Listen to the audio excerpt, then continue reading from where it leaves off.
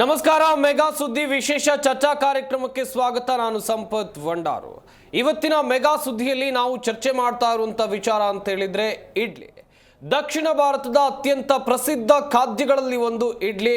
ಜನ ಬೆಳಿಗ್ಗೆ ಎದ್ರು ಇಡ್ಲಿ ತಿಂತಾರೆ, ರಾತ್ರಿ ಮಲಗೋಕ್ಕಿಂತ ಮುಂಚೆನೂ ಕೂಡ ಇಡ್ಲಿ ತಿಂತಾರೆ. ಅಷ್ಟು ಇಷ್ಟಪಟ್ಟು ತಿನ್ನುವಂತ ಇಡ್ಲಿಯಿಂದ ಈಗ ಆರೋಗ್ಯಕ್ಕೆ ಹಾನಿಯಾಗುತ್ತೆ ಎನ್ನುವುದಾಗಿ ಒಂದಷ್ಟು ವರದಿಗಳು ಹೇಳ್ತಾ ಇವೆ. ಹಾಗಾದ್ರೆ ನಿಜಕ್ಕೂ ಇಡ್ಲಿ ತಿಂದ್ರೆ ಏನಾಗುತ್ತೆ, ಇಡ್ಲಿ ತಿಂದ್ರೆ ಉಂಟಾಗುವಂತ ಪರಿಣಾಮಗಳೇನು? ಇನ್ನೊಂದು ಕಡೆಯಲ್ಲಿ ಹೋಟೆಲ್ಗಳಲ್ಲಿ ಅಥವಾ ಬೇರೆ ಬೇರೆ ಕಡೆಗಳಲ್ಲಿ ಇಡ್ಲಿ ತಯಾರು ಮಾಡುವಂತ ಸಂದರ್ಭದಲ್ಲಿ ಅವರು ಯಾವೆಲ್ಲ ರೀತಿಯ ಮಾರ್ಗಗಳನ್ನು ಅನುಸರಿಸ್ತಾರೆ ಎನ್ನುವಂಥದ್ದು ಕೂಡ ಚರ್ಚೆ ಮಾಡಲೇಬೇಕಾಗುತ್ತೆ. ಇದೇ ಹೊತ್ತಿನ ನಮ್ಮ ಚರ್ಚಾ ವಿಷಯ ಇಡ್ಲಿ ತಿಂದ್ರೆ ಕ್ಯಾನ್ಸರ್.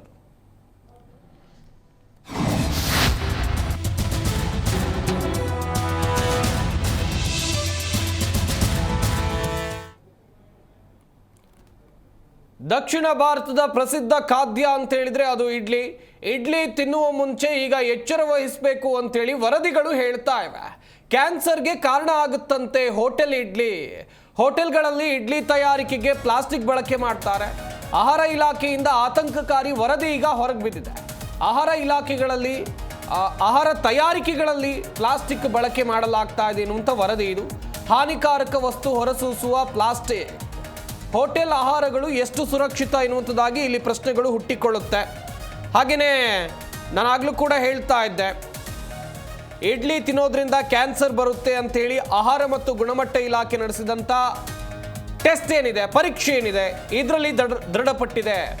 ಎಲ್ಲೋ ಒಂದಿಷ್ಟು ಕಡೆಗಳಲ್ಲಿ ಸ್ಯಾಂಪಲ್ಗಳನ್ನ ಇವರು ತಗೊಂಡಿದ್ದಾರೆ, ಅದನ್ನ ಪರೀಕ್ಷೆ ಮಾಡಿದ್ದಾರೆ. ಹಾಗಾದರೆ ಎಲ್ಲ ಕಡೆನೂ ಇದೇ ರೀತಿಯಾಗಿರುತ್ತಾ ಪ್ರಶ್ನೆ ಇರೋದು ಮೊದಲನೇದಾಗಿ ಇದು. ಹಾಗೆಯೇ ಇಡ್ಲಿ ತಯಾರು ಮಾಡುವಂಥ ಸಂದರ್ಭದಲ್ಲಿ ಹೋಟೆಲ್ನವರು ಯಾವೆಲ್ಲ ಕ್ರಮಗಳನ್ನು ಅನುಸರಿಸ್ತಾರೆ? ಇಲ್ಲಿ ವರದಿಗಳು ಹೇಳ್ತಾ ಇರುವಂಥ ಪ್ರಕಾರ ಪ್ಲಾಸ್ಟಿಕ್ಕನ್ನು ಬಳಕೆ ಮಾಡ್ತಾರೆ ಅಂತೇಳಿ, ಬಟರ್ ಪೇಪರ್ ಯೂಸ್ ಮಾಡ್ತಾರೆ ಅಂತೇಳಿ. ಇನ್ನೊಂದು ಕಡೆಗಳಲ್ಲಿ, ಸಾಕಷ್ಟು ಕಡೆಗಳಲ್ಲಿ ಇಡ್ಲಿ ತಯಾರು ಮಾಡುವಂಥ ಸಂದರ್ಭದಲ್ಲಿ ಆ ತಟ್ಟೆ ಮೇಲೆ ಬಟ್ಟೆ ಹಾಕ್ತಾರೆ.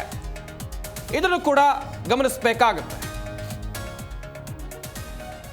ಹಾಗೆಯೇ ಇಡ್ಲಿ ಹೇಗೆ ಕ್ಯಾನ್ಸರ್ಗೆ ಕಾರಣವಾಗುತ್ತೆ ಎನ್ನುವುದಾಗಿ ಪ್ರಶ್ನೆಗಳಿವೆ. ಹೋಟೆಲ್ನಲ್ಲಿ ತಯಾರಾಗುವಂಥ ಬಿಸಿ ಬಿಸಿ ಇಡ್ಲಿಯ ದೃಶ್ಯಾವಳಿಗಳನ್ನು ನೀವಿಲ್ಲಿ ನೋಡ್ತಾ ಇದ್ದೀರಾ. ಇಡ್ಲಿ ತಯಾರಿಸೋಕೆ ಪ್ಲಾಸ್ಟಿಕ್ ಹಾಗೆಯೇ ಬಟ್ಟೆಯನ್ನು ಬಳಸ್ತಾರೆ. ಇದರ ಬಳಕೆಯಿಂದಾಗಿ ಇಡ್ಲಿಯಲ್ಲಿ ಕ್ಯಾನ್ಸರ್ ಅಂಶಗಳು ಸೇರಿಕೊಳ್ತಾ ಇವೆ ಎನ್ನುವುದಾಗಿ ವರದಿಗಳು ಇದೀಗ ಬಹಿರಂಗಗೊಂಡಿವೆ. ಇನ್ನೊಂದು ಕಡೆಯಲ್ಲಿ ಬೆಂಗಳೂರಿನಲ್ಲಿ ಅತಿ ಹೆಚ್ಚು ಕ್ಯಾನ್ಸರ್ ರೋಗಿಗಳು ಇದ್ದಾರೆ. ಇದನ್ನು ಕೂಡ ವೀಕ್ಷಕರು ಗಮನಿಸಬೇಕು.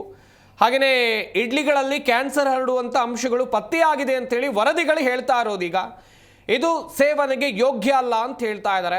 ಹಾಗಾದರೆ ಏನು ಮಾಡೋದು? ಹೋಟೆಲ್ನವರಿಗೂ ಪ್ರಶ್ನೆ ಇದೆ, ಇಲ್ಲಿ ಗ್ರಾಹಕರಿಗೂ ಪ್ರಶ್ನೆ ಇದೆ, ಇಡ್ಲಿ ಪ್ರಿಯರಿಗೂ ಕೂಡ ಪ್ರಶ್ನೆ ಇದೆ. ಕೆಲವೊಂದಿಷ್ಟು ಜನ ಬೆಳಗ್ಗೆ ಬ್ರೇಕ್ಫಾಸ್ಟ್ ಅಂದರೆ ನಾನು ಇಡ್ಲಿಯೇ ತಿನ್ನಬೇಕು ಎನ್ನುವಂಥ ಮನಸ್ಥಿತಿಯಲ್ಲಿ ಇರ್ತಾರೆ. ರಾತ್ರಿ ಆದರೂ ಅಷ್ಟೇ, ಊಟಕ್ಕಿಂತ ಮುಂಚೆ ಒಂದೆರಡು ಇಡ್ಲಿ ತಿಂದು ಮಲಗಿಬಿಡೋಣ, ಬ್ಯಾಚುಲರ್ಗಳ ಥಿಂಕಿಂಗ್ ಸಾಮಾನ್ಯವಾಗಿ ಹಾಗೇ ಇರುತ್ತೆ. ಆದರೆ ಈಗ ಸೇವನೆಗೆ ಯೋಗ್ಯ ಅಲ್ಲ ಅಂತೇಳಿ ವರದಿಗಳು ಹೇಳ್ತಾ ಇವೆ. ಹಾಗಾದರೆ ಇವರು ಪರೀಕ್ಷೆ ಮಾಡುವಂಥ ಸಂದರ್ಭದಲ್ಲಿ ಎಲ್ಲೆಲ್ಲಿಂದ ಸ್ಯಾಂಪಲ್ಗಳನ್ನು ತೆಗೆದುಕೊಂಡಿದ್ರು, ಪ್ರಮುಖವಾಗಿ ಇದ್ರ ಬಗ್ಗೆಯೂ ಕೂಡ ಯೋಚನೆ ಮಾಡಲೇಬೇಕಾಗತ್ತೆ. ಹಾಗೆಯೇ ಎಲ್ಲ ಹೋಟೆಲ್ಗಳಲ್ಲೂ ಕೂಡ ಇದೇ ರೀತಿಯಾಗಿ ಇದೆಯಾ, ಇದು ಕೂಡ ಇರುವಂಥ ಪ್ರಶ್ನೆ. ಇಡ್ಲಿ ತಯಾರಿಕೆಯಲ್ಲಿ ಯಾವೆಲ್ಲ ಕ್ರಮಗಳನ್ನು, ವಿಧಾನಗಳನ್ನು ಬಳಸ್ತಾರೆ ಹೋಟೆಲ್ನವರು, ಅದ್ರ ಬಗ್ಗೆಯೂ ಕೂಡ ಚರ್ಚೆ ಮಾಡಲೇಬೇಕಾಗತ್ತೆ.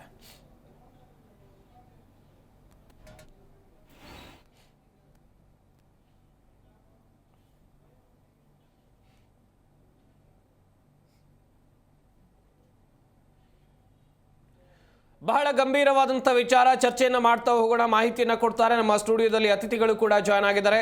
ಮೊದಲನೇದಾಗಿ ಸಿ ರಂಗಸ್ವಾಮಿ, ಬೀದಿ ಬದಿ ವ್ಯಾಪಾರಿ ಸಂಘದ ಅಧ್ಯಕ್ಷರು. ಸರ್ ನಮಸ್ಕಾರ, ಕಾರ್ಯಕ್ರಮಕ್ಕೆ ಸ್ವಾಗತ. ಹಾಗೆಯೇ ಬೀದಿ ಬದಿ ವ್ಯಾಪಾರಿ ಆಹಾರ ಮತ್ತು ಪದಾರ್ಥ ಕೇಶವಮೂರ್ತಿ ಅವರು ನಮ್ಮ ಈ ಕಾರ್ಯಕ್ರಮದಲ್ಲಿದ್ದಾರೆ. ಸರ್ ನಮಸ್ಕಾರ, ಕಾರ್ಯಕ್ರಮಕ್ಕೆ ಸ್ವಾಗತ. ರಾಜ್ಯ ಹೋಟೆಲ್ ಸಂಘದ ಉಪಾಧ್ಯಕ್ಷರಾಗಿರುವಂಥ ಮಧುಕರ್ ಶೆಟ್ಟಿ ಅವರು ಕೂಡ ನಮ್ಮ ಈ ಕಾರ್ಯಕ್ರಮದಲ್ಲಿದ್ದಾರೆ. ಸರ್ ನಮಸ್ಕಾರ, ಕಾರ್ಯಕ್ರಮಕ್ಕೆ ಸ್ವಾಗತ. ಮಧುಕರ್ ಶೆಟ್ರೆ, ಗಮನಿಸ್ತಾ ಇದ್ರಿ, ಒಂದ್ ಕಡೆಯಲ್ಲಿ ಆತಂಕಕಾರಿ ವಿಚಾರ, ವರದಿಗಳು ಹೇಳ್ತಾ ಇವೆ ಹೋಟೆಲ್ನಲ್ಲಿ ತಯಾರಾಗುವಂತ ಇಡ್ಲಿಗಳು ಸೇಫ್ ಅಲ್ಲ, ತಿಂದ್ರೆ ಕ್ಯಾನ್ಸರ್ ಬರುತ್ತೆ, ಬೇರೆ ಮಾರಕ ರೋಗಗಳು ಬರುತ್ತೆ ಅಂತ ವರದಿಗಳು ಹೇಳ್ತಾ ಇವೆ. ಸರ್ ನೀವೇನ್ ಹೇಳ್ತೀರಾ? ಸರ್, ಇದು ಮುಂಚೆಯಿಂದಲೂ ಕೂಡ ಈ ವಿಚಾರದ ಬಗ್ಗೆ ಬಹಳಷ್ಟು ಚರ್ಚೆ ಆಗಿದೆ. ಬಹುಶಃ ಇಡ್ಲಿ ತಿಂದ್ರೆ ಕಾಯಿಲೆ ಬರ್ತದೆ, ಇಡ್ಲಿ ತಿಂದ್ರೆ ಕ್ಯಾನ್ಸರ್ ಬರ್ತದೆ ಅನ್ನುವಂಥದ್ದು ಖಂಡಿತವಾಗಿಯೂ ಕೂಡ ಸುಳ್ಳು ಮಾಹಿತಿ. ಯಾವುದೇ ಒಬ್ಬರು ಒಂದು ಹಾಸ್ಪಿಟಲ್ಗೆ ಅಡ್ಮಿಟ್ ಆದಾಗ ಅಲ್ಲಿ ಡಾಕ್ಟರ್ ಕೊಡುವಂತ ಮೊದಲ ಪದಾರ್ಥ ಇಡ್ಲಿಯನ್ನ ತಿನ್ನಿ ಅಥವಾ ರವೆ ಇಡ್ಲಿಯನ್ನ ತಿನ್ನಿ ಅನ್ನುವಂಥದ್ದು. ಬೇರೆ ಯಾವುದೇ ಆಯಿಲ್ ಪ್ರಾಡಕ್ಟ್ ಅನ್ನ ತಿನ್ಬೇಡಿ ಅಂತ ಹೇಳ್ತಾರೆ. ಯಾಕೆ ಅವರು ಸಜೆಸ್ಟ್ ಮಾಡ್ತಾರೆ ಅಂತ ಹೇಳಿದ್ರೆ, ಇದು ಆರೋಗ್ಯದ ದೃಷ್ಟಿಯಿಂದ ಔಷಧವೂ ಕೂಡ ಆಗಿರುತ್ತೆ ರೋಗಿಗೆ ಅನ್ನುವ ಉದ್ದೇಶದಿಂದ.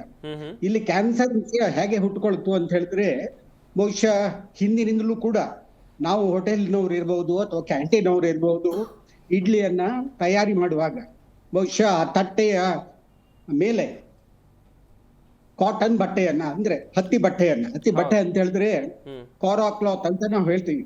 ಅದರಲ್ಲೂ ಕೂಡ ಸುಪೀರಿಯರ್ ಮಟ್ಟದ, ಆಲ್ಮೋಸ್ಟ್ ಈಗ ಮೀಟರ್ಗೆ 80 ರೂಪಾಯಿ 100 ರೂಪಾಯಿ ಇರುತ್ತೆ.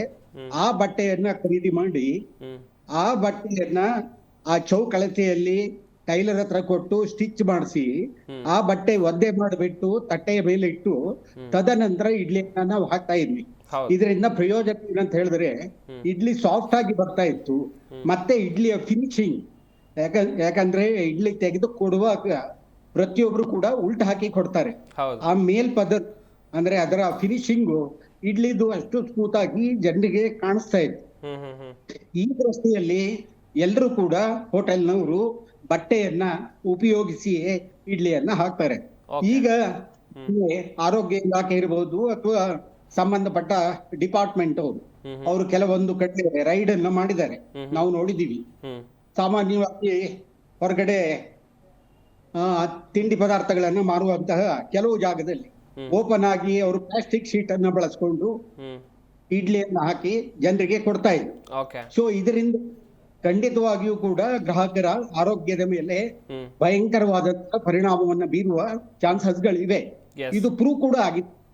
ಇದಕ್ಕೆ ನಾವು ಕೂಡ ನಮ್ಮ ಹೋಟೆಲ್ನವ್ರ ಹತ್ರ ಬಹಳಷ್ಟು ಸಾರಿ ಯಾರು ಕೂಡ ಹಾಕ್ತಾ ಇಲ್ಲ. ಯಾರಾದ್ರೂ ಹಾಕೋದಿದ್ದು ಕೂಡ ನಮ್ಮ ಮಾಸಿಕ ಸಭೆಯಲ್ಲಿ, ಪ್ರತಿ ತಿಂಗಳ ಸಭೆಯಲ್ಲಿ ಇದರ ಬಗ್ಗೆ ಅವರಿಗೆ ಅವೇರ್ನೆಸ್ ಪ್ರೋಗ್ರಾಮ್ ಅನ್ನ ನಾವು ಕೊಡ್ತಾ ಇದೀವಿ. ಇದು ಮಾತ್ರ ಅಲ್ಲ, ಇವನ್ ಬರುತ್ತೆ, ಬೇರೆ ವಿಚಾರಗಳು ಬರುತ್ತೆ, ಅವೆಲ್ಲವೂ ಕೂಡ ಅವರಿಗೆ ನಾವು ಕೊಡ್ತಾ ಇದ್ದೀವಿ. ಯಾಕಂತ ಹೇಳಿದ್ರೆ ಇವತ್ತಿನ ಗ್ರಾಹಕರು, ಅವನ ಜೀವಿತಾವಧಿ, ಅವನು ಎಷ್ಟು ವರ್ಷ ಜಾಸ್ತಿ ಬದುಕ್ತಾನೆ ಅಷ್ಟು ವ್ಯಾಪಾರ ನಮ್ಗೆ ಆಗ್ತದೆ, ನಮ್ಮ ಹೋಟೆಲ್ನ ಇರ್ತಾನೆ. ಹಾಗೆಯೇ ನಾವು ಇವತ್ತು ನಮ್ಮ ಹೋಟೆಲ್ನ ಮಾಲಕರಾಗಿರ್ಬಹುದು, ನಾವು ಬೇರೆ ಹೋಟೆಲ್ಗೆ ಹೋದಾಗ ನಾನು ಕೂಡ ಹೋಟೆಲ್ಗೆ ಗ್ರಾಹಕನಾಗಿರ್ತೀನಿ. ಆವಾಗ ನನ್ನ ಕೂಡ ನನ್ನ ದೃಷ್ಟಿಯನ್ನು ಹಾಯಿಸ್ಬೇಕಾಗತ್ತೆ. ಹಾಗಾಗಿ ಹೋಟೆಲ್ನವರು ಯಾರಾದ್ರೂ ಹಾಕ್ತಾ ಇದ್ರು ಕೂಡ ಮಾಧ್ಯಮದ ಮೂಲಕ ಅವ್ರಿಗೆ ಮತ್ತೊಮ್ಮೆ ನಾವು ಹೇಳ್ತೀವಿ, ಖಂಡಿತವಾಗಿಯೂ ಕೂಡ ಇದನ್ನ ಬಳಸಬಾರದು. ಯಾರು ಬಳಸ್ತಾ ಇದ್ದಾರೆ, ಸರ್ಕಾರ ಆಗ್ಲಿ ಇಲಾಖೆ ಆಗ್ಲಿ, ಅವ್ರ ಬಗ್ಗೆ ಗಂಭೀರವಾದಂತಹ ಆಕ್ಷನ್ ಅನ್ನ ತೆಗೆದುಕೊಂಡು ಅವರ ಸಂಸ್ಥೆಯನ್ನ ಅಥವಾ ಅವರ ಇದನ್ನ ಯೂನಿಟ್ ಅನ್ನ ಮುಚ್ಚಿದ್ರು ಕೂಡ ಪರವಾಗಿಲ್ಲ. ಆದ್ರೆ ಜನರ ಆರೋಗ್ಯ ಪರಿಣಾಮ ಬೀರುವಂತಹ ಕಾರ್ಯಕ್ರಮಗಳನ್ನ ಅಥವಾ ಈ ರೀತಿಯ ಪ್ರಾಡಕ್ಟ್ ಗಳನ್ನ ಕೊಡಬಾರ್ದು ಅಂತ ಹೇಳ್ತೀವಿ. ಯಾಕಂತ ಹೇಳಿದ್ರೆ ತಮ್ಮ ಶೀರ್ಷಿಕೆಯಲ್ಲಿ ಈಗ ತಾವು ಇಡ್ಲಿ ತಿಂದ್ರೆ ಕ್ಯಾನ್ಸರ್ ಬರುತ್ತೆ ಅಂತ. ಇಡ್ಲಿ ತಿಂದ್ರೆ ಕ್ಯಾನ್ಸರ್ ಬರಲ್ಲ ಸರ್. ಇಡ್ಲಿ ತಯಾರಿಸುವಂತಹ ವಿಧಾನ, ಅದಕ್ಕೆ ಪ್ಲಾಸ್ಟಿಕ್ ಅವ್ರು ಮಾಡಿದ್ರೆ ಬಹುಶಃ ಒಂದು ಇಡ್ಲಿ ಬೇಯಬೇಕಿದ್ರೆ ಕನಿಷ್ಠ 10 ರಿಂದ 12 ನಿಮಿಷ ಬೇಕಾಗುತ್ತೆ. ಅದು ಸ್ಟೀಮ್ ಒಳಗಡೆ ಬೇಯುವಾಗ ಆ ಪ್ಲಾಸ್ಟಿಕ್ ಹಾಳೆಯನ್ನು ನಾವು ಹಾಕಿ ಬೇಯಿಸಿದಾಗ ಖಂಡಿತವಾಗಿಯೂ ಕೂಡ 50% ಎಫೆಕ್ಟ್ ಏನಿದೆ ಇಡ್ಲಿ ಮೇಲೆ ಬಂದಿರುತ್ತೆ. ಆ 50% ಡೈರೆಕ್ಟ್ ಆಗಿ ಗ್ರಾಹಕರ ಯಾರು ತಿಂದಿರ್ತಾರೆ ಅವ್ರಿಗೆ ಖಂಡಿತವಾಗಿಯೂ ಕೂಡ ಅವ್ರ ಆರೋಗ್ಯದ ಮೇಲೆ ಪರಿಣಾಮ ಬೀರುತ್ತೆ. ಇದು ಮೊದಲಿಂದ ಕೂಡ ಈ ಹಿಂದಿನ ಸರ್ಕಾರ ಇದ್ದಾಗ ಈ ಪ್ಲಾಸ್ಟಿಕ್ ಬಳಕೆಯ ಬಗ್ಗೆ ಬಹಳಷ್ಟು ಹೋರಾಟವನ್ನ ಮಾಡಿ ಆಲ್ಮೋಸ್ಟ್ 80% ಪ್ಲಾಸ್ಟಿಕ್ ಬಂದಾಗ ಹೋಗಿದೆ. ತದನಂತರ ನಾವು ಮ್ಯಾಕ್ಸಿಮಮ್ ಹೋಟ್ಲ್ ಅವರು ಯೂಸ್ ಮಾಡ್ತಾನೆ ಇಲ್ಲ. ಆದ್ರೆ ಈಗ ಮಾರ್ಕೆಟ್ ಅಲ್ಲಿ ಹೊರಗಡೆ ನೋಡಿದ್ರೆ ಪುನಃ ಮತ್ತೆ ಪ್ಲಾಸ್ಟಿಕ್ ಬಂದಿದೆ. ಇದನ್ನ ಟೋಟಲಿ ಬಂದಿದ್ರೆ ಖಂಡಿತವಾಗಿಯೂ ಕೂಡ ಈ ಸಮಸ್ಯೆ ಬರಲ್ಲ. ಯಾಕಂದ್ರೆ ಇದೆ ಆಲ್ಟರ್ನೇಟಿವ್ ಇದೆ, ಬಟ್ಟೆ ಇರ್ತದೆ. ಬಟ್ಟೆ ಈಗ 1-2-3 ಸಾರಿ ಇಡ್ಲಿ ಆದ್ರ ಮೇಲೆ ಅದನ್ನ ಮತ್ತೆ ಸ್ವಚ್ಛವಾಗಿ ತೊಳೆದು ಮತ್ತೆ ತಟ್ಟೆಗೆ ಹಾಕಿ ತೆಗಿತೀವಿ. ಪುನಃ ಇಡ್ಲಿ ತೆಗೆದಾದ್ಮೇಲೆ ಪುನಃ ಬಟ್ಟೆಯನ್ನ ಮತ್ತೆ ಹಾಕಿ ಪುನಃ ಮಾಡ್ತೀವಿ. ತದನಂತರ ಅದನ್ನು ವಾಶ್ ಮಾಡ್ತೀವಿ. ಇಷ್ಟೆಲ್ಲ ಸಂಪ್ರದಾಯ ಶಿಸ್ತಿನಿಂದ ಕ್ಲೀನ್ ಆಗಿ ಕೊಡುವಂತ ನಡೀತಾ ಇದೆ ಹೋಟ್ಲಲ್ಲಿ. ವೆಲ್ ಸರ್, ವೆಲ್ ಗಮನಿಸ್ತಾ ಇರ್ಬೋದು, ಮಧುಕರ್ ಶೆಟ್ಟರು ಹೇಳ್ತಾ ಇದ್ರು ಹೋಟೆಲ್ನಲ್ಲಿ ಯಾವ ರೀತಿಯಾಗಿ ಆಹಾರ ಪದಾರ್ಥಗಳನ್ನು ತಯಾರು ಮಾಡ್ತಾರೆ. ಮುಖ್ಯವಾಗಿ ನಾವಿಲ್ಲಿ ಇಡ್ಲಿ ವಿಚಾರವಾಗಿ ಮಾತನಾಡ್ತಾ ಇದ್ವಿ. ಇಡ್ಲಿಯನ್ನು ಹೇಗೆ ತಯಾರು ಮಾಡ್ತಾರೆ ಅನ್ನೋದಾಗಿ ಹೇಳ್ತಾ ಇದ್ರು ಕೇಶವಮೂರ್ತಿ ಅವರೇ. ಆರೋಗ್ಯವೇ ಭಾಗ್ಯ, ಮನುಷ್ಯನ ಆರೋಗ್ಯ ಸರಿಯಾಗಿದ್ರೆ, ಅವ್ರು ಮಧುಕರ್ ಶೆಟ್ಟರು ಕೂಡ ಹೇಳ್ತಾ ಇದ್ರು, ಒಬ್ಬ ಕಸ್ಟಮರ್ ಆರೋಗ್ಯ ಚೆನ್ನಾಗಿದ್ರೆ ಆತ ನೆಕ್ಸ್ಟ್ ಡೇನೂ ಕೂಡ ನನ್ನ ಹೋಟೆಲ್ಗೆ ಬರ್ತಾನೆ, ಎನ್ನುವುದಾಗಿ ಇಲ್ಲಿ ಈ ವರದಿ ಹೇಳ್ತಾ ಇರುವಂಥದ್ದು ಹೋಟೆಲ್ಗಳು ಅಥವಾ ಬೀದಿ ಬದಿಗಳಲ್ಲಿ ತಯಾರು ಮಾಡುವಂಥ ಇಡ್ಲಿಗಳನ್ನು ತಿಂದರೆ ಕ್ಯಾನ್ಸರ್ ಬರುತ್ತೆ ಎನ್ನುವುದಾಗಿ ಈ ವರದಿ ವಿಚಾರವಾಗಿ ನೀವೇನು ಹೇಳ್ತೀರಾ ಸರ್? ಸರ್ ಈಗ ಸಣ್ಣ ಪುಟ್ಟ ಹೋಟೆಲ್ ಕಂಟಿಟ್ವಾಗ್ಲೂ ಒಳ್ಳೆ ಚೆನ್ನಾಗಿ ಮಾಡ್ತಾರೆ. ಓಕೆ, ಫುಟ್ಪಾತ್ ಬರಲಿ ನೀಟಾಗಿ ಚೆನ್ನಾಗಿ ಇಡ್ಲಿ ಮಾಡ್ಕೊಡಿ ಅಂತ ಗ್ರಾಹಕರು ಕೊಡ್ತಾರೆ. ಓಕೆ, ದೊಡ್ಡ ದೊಡ್ಡ ಹೋಟೆಲ್ ಏನಾಗುತ್ತೆ ಗೊತ್ತಿಲ್ಲ, ಅದ್ರ ಬಗ್ಗೆ ಮಾಹಿತಿ ತಗೊಳಕ್ ಆಗೋದಿಲ್ಲ. ಕಣ್ಣು ಮುಂದೆ ಇಡ್ಲಿ ಮಾಡಿ ತಟ್ಟೆಲಿ ಹಾಕೊಡ್ತಾರೆ. ಓಕೆ, ಕಣ್ಣು ಮುಂದೆ ಚಟ್ನಿ ಮಾಡಿ ಇಡ್ಲಿ ಅಲ್ಲೇ ಬಿಸಿ ಬಿಸಿ ಇಡ್ಲಿ ಮಾಡಿ ಬಟ್ಟೆ ಹಾಕಲ್ಲ, ಪ್ಲಾಸ್ಟಿಕ್ ಯೂಸೇ ಮಾಡಲ್ಲ.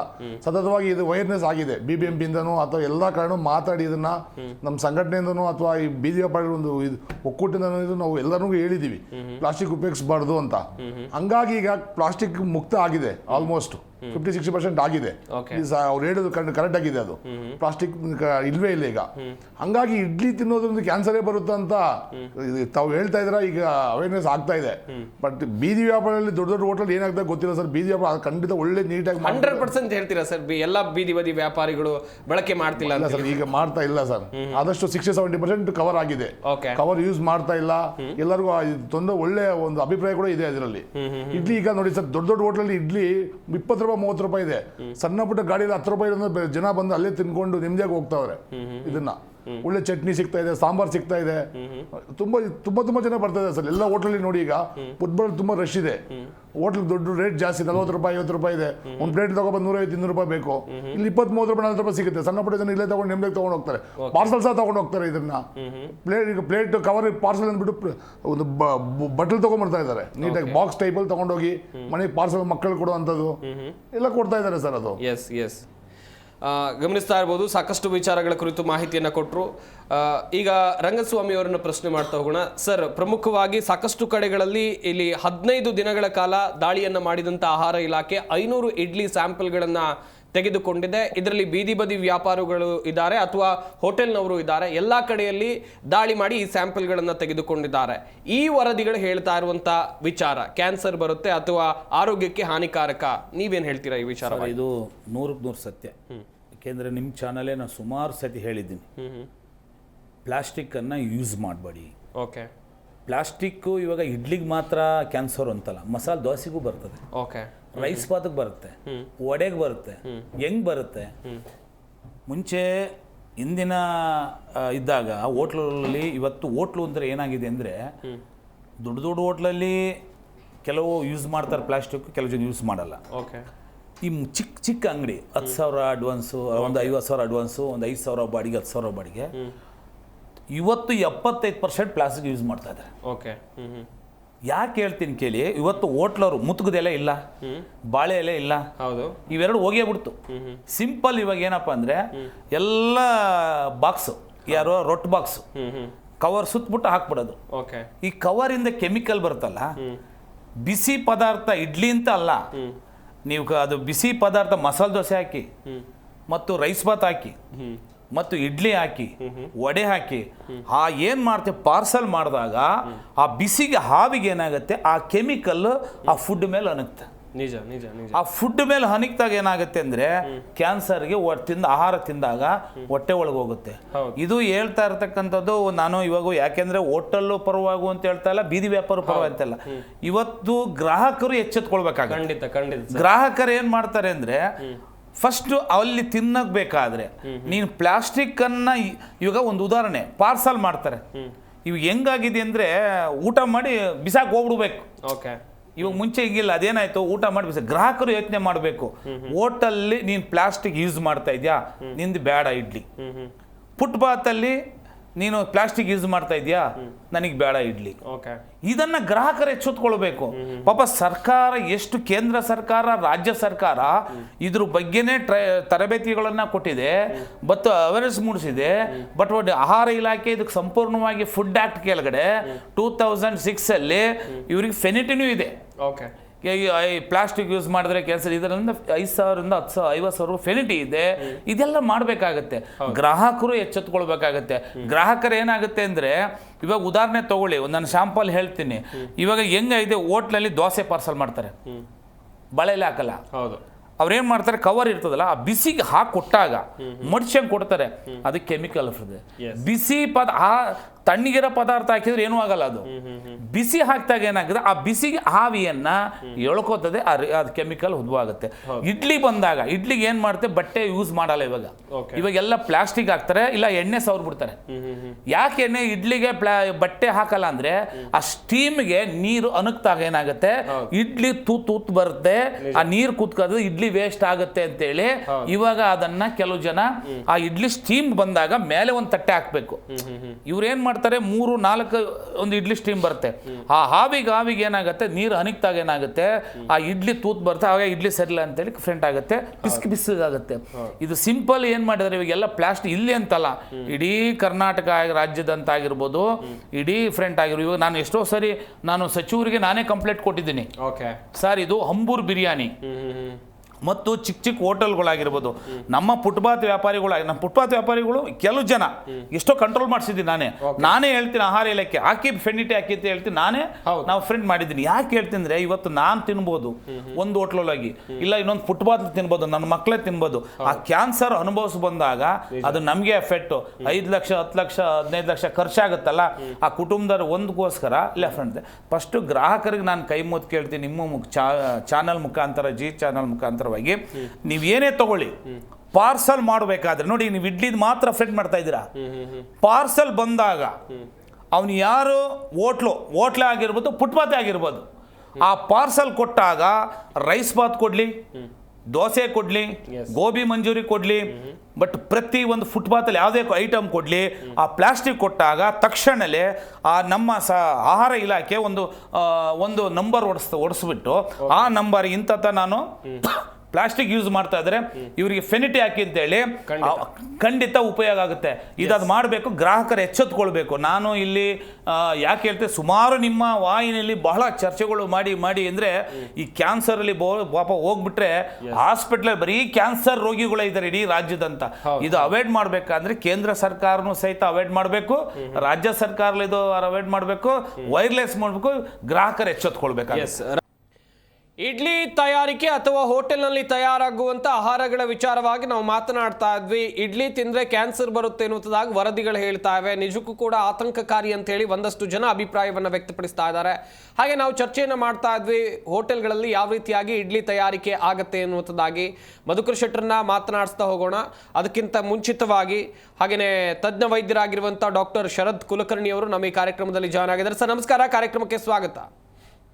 ನಮಸ್ಕಾರ sir. Very shocking report sir, ನೀವು ಕೂಡ ನೋಡಿದ್ದೀರಾ ಅನ್ಕೊಳ್ತೀವಿ. ಡಾಕ್ಟರ್ ಹೇಳ್ತಾರೆ ಏನೇ ಕಾಯಿಲೆ ಬಂದರೂ ಬೆಳಗ್ಗೆ ಎದ್ದು ಇಡ್ಲಿ ತಿನ್ನಿ ಅನ್ನುವಂಥದ್ದಾಗಿ, ಆದರೆ ಈಗ ಇಡ್ಲಿ ತಿಂದರೆ ಕ್ಯಾನ್ಸರ್ ಬರುತ್ತೆ ಅಂತ ರಿಪೋರ್ಟ್ಗಳು ಹೇಳ್ತಾ ಇವೆ. ನೀವೇನು ಹೇಳ್ತೀರಾ ಸರ್ ಈ ರಿಪೋರ್ಟ್ ವಿಚಾರವಾಗಿ? ಹೌದು, ನಾನು ನೋಡ್ತಾ ಇದ್ದೆ ಆಹಾರ ಇಲಾಖೆಯ ಒಂದು ರಿಪೋರ್ಟ್ ನ. 35ಕ್ಕಿಂತ ಹೆಚ್ಚು ಏನು ಸ್ಯಾಂಪಲ್ಸ್ ಗಳನ್ನ ಸಂಗ್ರಹಣೆ ಮಾಡಿ ಪರೀಕ್ಷೆ ಮಾಡ್ತಾ ಇದ್ದಾರೆ. ಅದೆಲ್ಲ ಅನ್ಸೇಫ್ ಅಂತ ಒಂದು ವರದಿ ಏನ್ ಬರ್ತಾ ಇದೆ, ಇದು ನಿಜಕ್ಕೂ ಶಾಕಿಂಗ್. ಈ ರೀತಿಯಾದಂತ ಒಂದು ಚರ್ಚೆ ನಾವು ಪೇಪರ್ ಕಪ್ಸ್ ಅಥವಾ ಪ್ಲಾಸ್ಟಿಕ್ ಕಪ್ಸ್ ಯೂಸ್ ಮಾಡಬೇಕಾದ್ರೆ, ಟೀ ಕುಡಿಯುವಾಗ ಅದ್ರ ಬಗ್ಗೆ ನಾವು ಚರ್ಚೆ ಮಾಡಿದ್ವಿ. ಇದು ಅಲ್ಲಿಗೆ ಕುತ್ಕೊಳ್ತೀವಿ. ಜಿ ಕನ್ನಡ ನ್ಯೂಸ್ ಅಲ್ಲೇ ನಾವು ಒಂದು ಒಳ್ಳೆ ಚರ್ಚೆ ಮಾಡಿದ್ವಿ ಅವಾಗ. ಇದು ಕೂಡ ಅದೇ ರೀತಿಯಾದಂತ ಒಂದು ಬ್ಯಾಕ್ ಗ್ರೌಂಡ್, ಸಿಮಿಲರ್ ಒಂದು ಸೈಂಟಿಫಿಕ್ ರೀಸನ್ ಕೂಡ ಇದಕ್ಕೂ ಕೂಡ ಬರುತ್ತೆ. ಆದ್ರೆ ಇಲ್ಲಿ ಆ ಒಂದು ಪ್ಲಾಸ್ಟಿಕ್ ಕರಗಿ ನಮ್ಮ ದೇಹದಲ್ಲಿ ಹೋಗುವಂತ ಅಂಶ ಸ್ವಲ್ಪ ಜಾಸ್ತಿ ಇರುತ್ತೆ. ಯಾಕೆಂದ್ರೆ ಇವಾಗ ಟೀ ಹೆಂಗೆ ಇರುತ್ತೆ ಅಂತ ಹೇಳಿದ್ರೆ, ಹೆಚ್ಚಾಗಿ ಪಾರ್ಸಲ್ ತಗೊಂಡು ಹೋಗೋರು ಪ್ಲಾಸ್ಟಿಕ್ ಅಲ್ಲಿ ತಗೊಂಡು ಹೋಗ್ತಾರೆ, ಇಲ್ಲ ಅಂತಲ್ಲ. ಆದ್ರೆ ಅಲ್ಲೇ ಕುಡಿಯೋರು ಕಪ್ಪಲ್ಲಿ ಡೈರೆಕ್ಟ್ ಆಗಿ ಕುಡಿತಾರೆ. ಕಾಂಟ್ಯಾಕ್ಟ್ ಟೈಮ್ ಕಡಿಮೆ ಇರುತ್ತೆ ಅಲ್ಲಿ, ಅದು ಕೂಡ ಮ್ಯಾಟರ್ ಆಗುತ್ತೆ. ಕೆಟ್ಟದ್ದೇ ಇಲ್ಲ ಅಂತಲ್ಲ, ಕಾಂಟ್ಯಾಕ್ಟ್ ಟೈಮ್ ಕಡಿಮೆ ಇರುತ್ತೆ. ಅದೇ ಪಾರ್ಸಲ್ ತಗೊಂಡು ಹೋಗೋರು ಯೂಶುವಲಿ ಅದನ್ನ 1 ಅವರ್ ಬಿಟ್ಟು ಅಥವಾ ಒಂದು ಅರ್ಧ ಗಂಟೆ ಬಿಟ್ಟು, 45 ನಿಮಿಷ ಬಿಟ್ಟು, 1.5 ಗಂಟೆ ಬಿಟ್ಟು ತಿಂತಾರೆ. ಅಲ್ಲಿವರೆಗೂ ಕೂಡ ಅದು ಬಿಸಿ ಇರೋದು ಎಲ್ಲ ಪ್ಲಾಸ್ಟಿಕ್ ಕರಗಿ, ಅಥವಾ ಪ್ಲಾಸ್ಟಿಕ್ಕಿನ ಏನ್ ಮೈಕ್ರೋ ಪ್ಲಾಸ್ಟಿಕ್ ಅಂತ ಏನ್ ಹೇಳ್ತೇವೆ ಅದೆಲ್ಲ ಕೂಡ ಆ ಕ್ವಾಲಿಟಿ ಗ್ರೇಡ್ ಇರ್ಲಿಲ್ಲ ಅಂತ ಹೇಳಿದ್ರೆ, ಅದೆಲ್ಲ ಕೂಡ ಆ ಆಹಾರದಲ್ಲಿ, ಅಥವಾ ಯಾಕೆ ಇಲ್ಲಿ ಸ್ಪೆಸಿಫಿಕಲಿ ಇಡ್ಲಿ ಅಂತ ಹೇಳ್ತಿದ್ದಾರೆ ಅಂತ ಹೇಳಿದ್ರೆ, ನಾನು ಅವಾಗ್ಲೇ ಹೇಳ್ತಿದ್ದೆ ಯಾಕೆ ಇಲ್ಲಿವರೆಗೂ ಬಂದಿದೆ ಅಂತ ಹೇಳಿದ್ರೆ, ಜನಸಾಮಾನ್ಯರಿಗೆ ಎಲ್ರಿಗೂ ಕೂಡ ಪಾರ್ಸಲ್ ತಗೊಂಡು ಹೋಗೋದು ಹೆಚ್ಚಾಗಿ ಇಡ್ಲಿನ ತುಂಬಾ ಜಾಸ್ತಿ. ಇದು ಬೇರೆ ಪಾರ್ಸಲ್ಗೂ ಕೂಡ ಅಪ್ಲಿಕೇಬಲ್ ಆಗುತ್ತೆ. ಯಾಕೆ ಇಲ್ಲಿ ಬರೀ ಇಡ್ಲಿ ಹೈಲೈಟ್ ಆಗ್ತಿದೆ ಅಂತ ಹೇಳಿದ್ರೆ, ವರದಿಯ ಪ್ರಕಾರ ಇಡ್ಲಿಯ ಪಾರ್ಸಲ್ ಗಳನ್ನ ತುಂಬಾ ಜಾಸ್ತಿ ಒಂದು ಕಳಿಸೋದು, ಅಥವಾ ಒಂದು ಪ್ಲೇಸ್ ಇಂದ ಇನ್ನೊಂದು ಪ್ಲೇಸ್ ತಗೊಂಡು ಹೋಗೋದು. ಬೆಳಿಗ್ಗೆ 8 ಗಂಟೆಗೆ ಹೊರಡ್ತಾ ಇರ್ತಾರೆ, 10 ಗಂಟೆಗೆ ಅವರು ಆಫೀಸ್ ಸ್ಕೂಲ್ ರೀಚ್ ಆಗ್ತಾರೆ, ಅಲ್ಲಿ ತಿನ್ನುವಂಥದ್ದು. ಸೊ ಆ 2 ಅವರು ಕೂಡ ಆ ಪ್ಲಾಸ್ಟಿಕ್ಕಿನ ಒಂದು ಕಾಂಟ್ಯಾಕ್ಟ್ ಅಲ್ಲಿ ಇಡ್ಲಿ ಇರುತ್ತೆ. ಅದು ಎಷ್ಟು ಓವರ್ ಜಾಸ್ತಿ ಇರುತ್ತೆ ಅಷ್ಟು ನಮಗೆ ತೊಂದರೆ ಆಗುವಂತ ಸಾಧ್ಯತೆಗಳು ಇರುತ್ತೆ. ಇದು ಇವಾಗ ಹೊಸ್ತಲ್ಲ ಇದು, ಯಾಕಂದ್ರೆ ಒಂದು 10 ವರ್ಷದ ಹಿಂದೆ ನಾವು ಓದ್ತಿರುವಾಗ ಉಡುಪಿಯಲ್ಲಿ, ನಮ್ಮ 10-15 ವರ್ಷದ ಹಿಂದೆ ನಮ್ಮ ಸೀನಿಯರ್ ಇದ್ರು ಒಬ್ರು, ಅವರು ಎಕ್ಸಾಂಪಲ್ ಕೊಡ್ತಿದ್ರು. ಒಂದು IBS ಅನ್ನೋ ಒಂದು ಕಂಡೀಷನ್ ಇದೆ, ಇರಿಟೇಬಲ್ ಬವೆಲ್ ಸಿಂಡ್ರೋಮ್ ಅಂತ. ಈ ಪದೇ ಪದೇ ತಿಂದ ತಕ್ಷಣ ಮಲ ವಿಸರ್ಜನೆಗೆ ಹೋಗುವಂಥದ್ದು ಅಥವಾ ಹೋಗ್ಬೇಕಂತ ಅನಿಸುವಂಥದ್ದು, ಇದು ಯಾರಲ್ಲಿ ತುಂಬಾ ಜಾಸ್ತಿ ಇತ್ತು ಅವ್ರಿಗೆಲ್ಲ ನಾವು ಟ್ರೀಟ್ಮೆಂಟ್ ಮಾಡಿದ ಮೇಲೂ ಸರಿ ಆಗ್ತಿರಲಿಲ್ಲ. ಅವ್ರ ಹಿಸ್ಟ್ರಿ ನಾವು ತಗೊಳ್ತಾ ಹೋದಾಗ ಅವರು ಡೈಲಿ ಪಾರ್ಸೆಲ್ ತಗೊಂಡ್ಬಂದ್ಬಿಟ್ಟು ತಿಂತಿದ್ರು. ಅದು ರೈಸ್ ಆಗಿರ್ಬಹುದು ಅಥವಾ ಇಡ್ಲಿ ಆಗಿರ್ಬಹುದು.